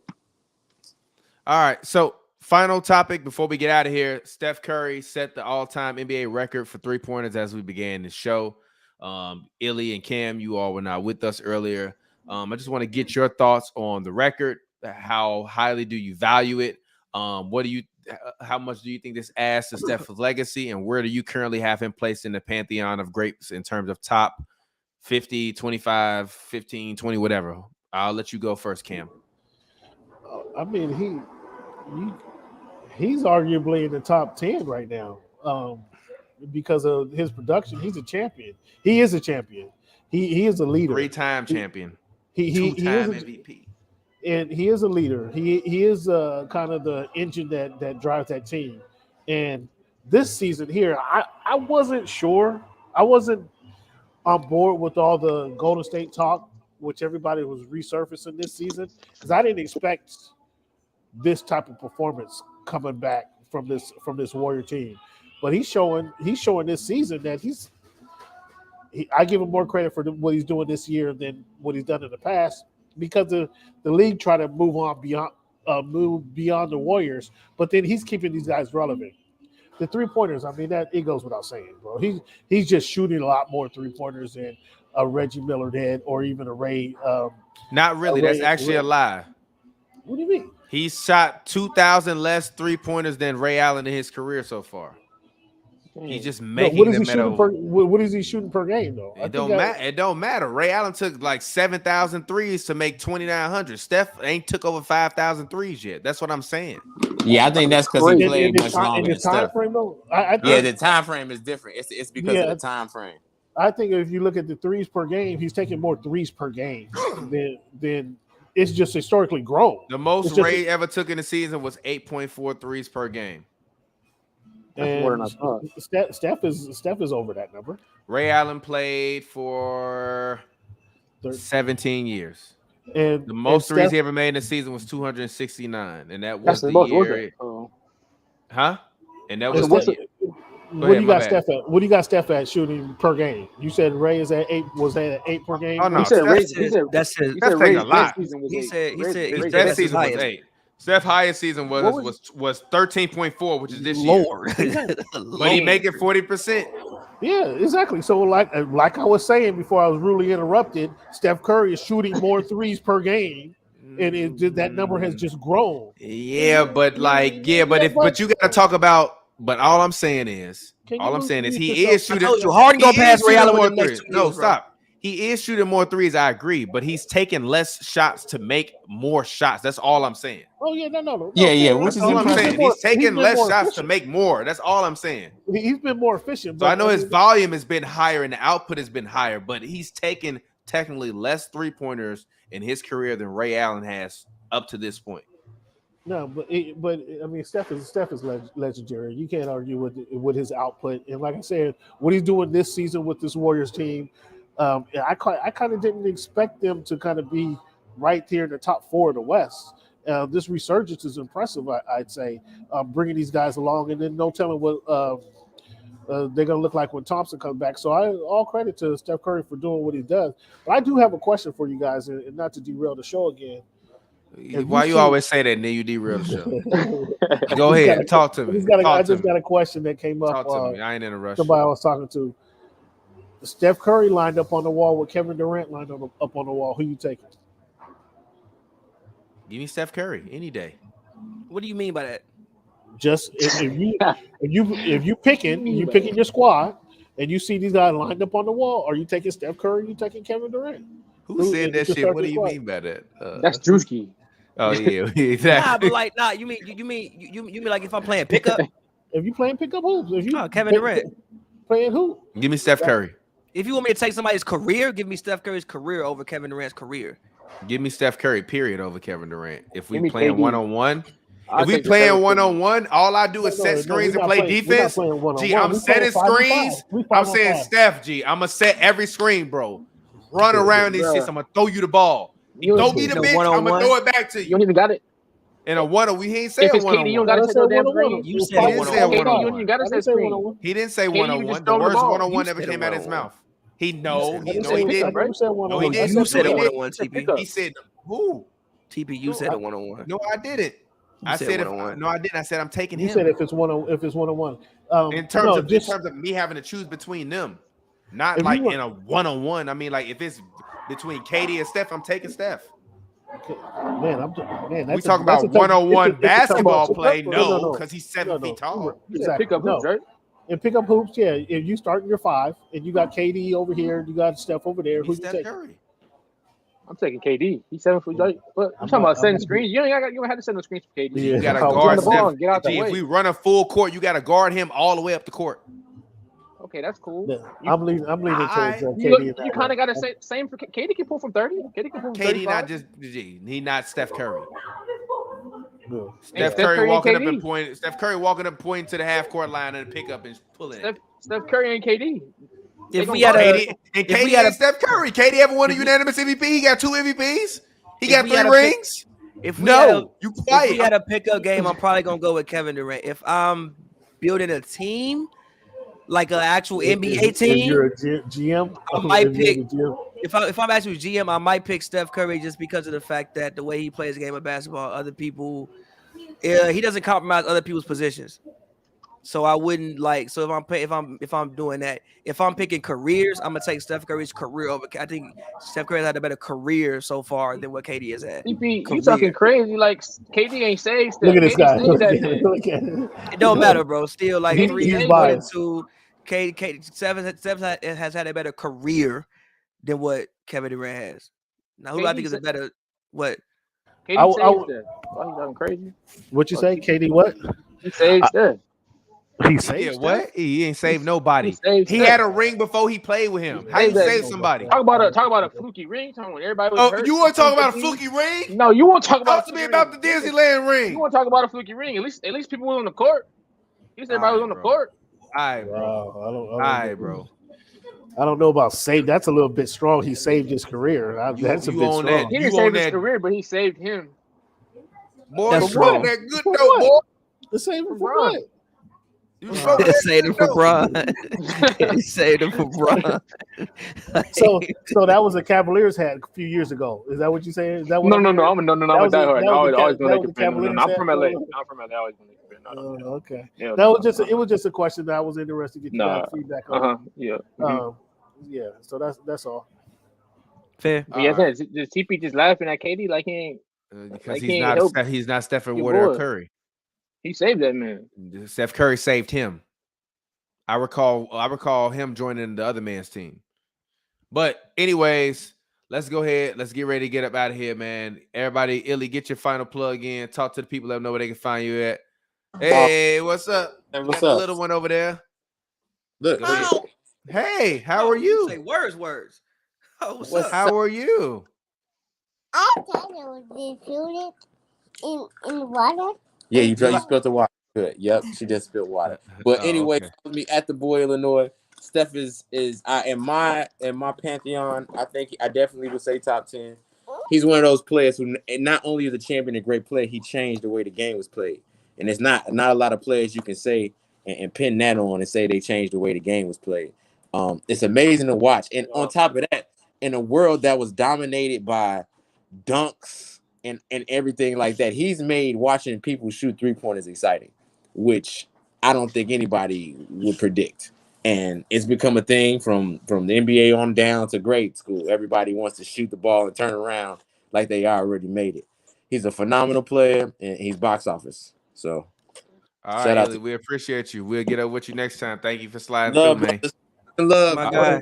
Hey, what's up all day? What you say social media was? I mean, I'll get you from y'all. Yeah. You can follow me at LED Williams on Twitter. But anyways, Joe, go ahead and get your plug. Actually, Cam, go ahead and get your plug in. Talk to people, let them know where they can find you at. Hey, thanks for having me, fellow. Voice of the Fans. Find me at Voice of the Fans. That's what's good in sport. That's what's good, the letter N, sport singular on Twitter. Voice of Fans on Instagram. And then hit me up on my YouTube page. Voice of Fans on YouTube. We do Voice of the Fans podcast every Wednesday night with support from the guys here at HNB Media. So Voice of Fans every Wednesday night on YouTube. Make sure you check us out. And then once again, you can find me on Twitter at What's Good in Sport. What's Good, the letter N, sport singular on Twitter, and Voice of Fans on Instagram. Thanks for having me, fellas. All right, we appreciate it. We'll get up with you next time from the library. All right. Shout out to the homie Cam as always for coming through, representing us and doing his thing. Make sure you go check out one of y'all talk for me. Show. No, we're about to get out of here. Get your plug in. As always, at Pavy World, PAVY World, all one word. Stream my music. Go type in Pavy on Apple Music, Spotify, Tidal, wherever you like to go get music at. Go check that out. And until next time, we will see you guys. Yes, sir. And Joe, go ahead. You get your. Oh, All right. follow me on Twitter at the Jolt, JOLTSS. On Instagram, East Ghost with a 0, ESTGA H0ST, whatever I said it right. But all right, y'all. Thank y'all for tuning in for an episode today. Yes, sir. And as always, it's your boy TPJ. Find me on Instagram at RealTPJ. That's REELTPJ. You can find me on Twitter at OLDTPJ. That's old TPJ. And until next time, man, it's been Hoops and Brews. Make sure you stay fresh like you got a contract. Don't drink and drive. If you're under the age of 21 in Canada, under the age of 21 in America, under the age of 18 in Canada, you better not be fucking drinking. Don't do it. It's wrong. As always, drinking in moderation. Don't drink and drive. We appreciate you guys. Shout out to all of the fans out there. Make sure you drop a like on this video. If you're still watching, drop as many likes as you can. Shout out to all of the fans. By the way, I just want to give a special shout out to the fan that donated today, Hollow Froby. We appreciate you. Thank you for your donation. And until then, we'll get up with y'all next time, man. It's been Hoops and Brews. Peace out. Fresh like I just got a contract. Fresh like I just got a max. Roll up this, we ballin' to the max. Fresh like I got a contract. Moving through the city, we be going.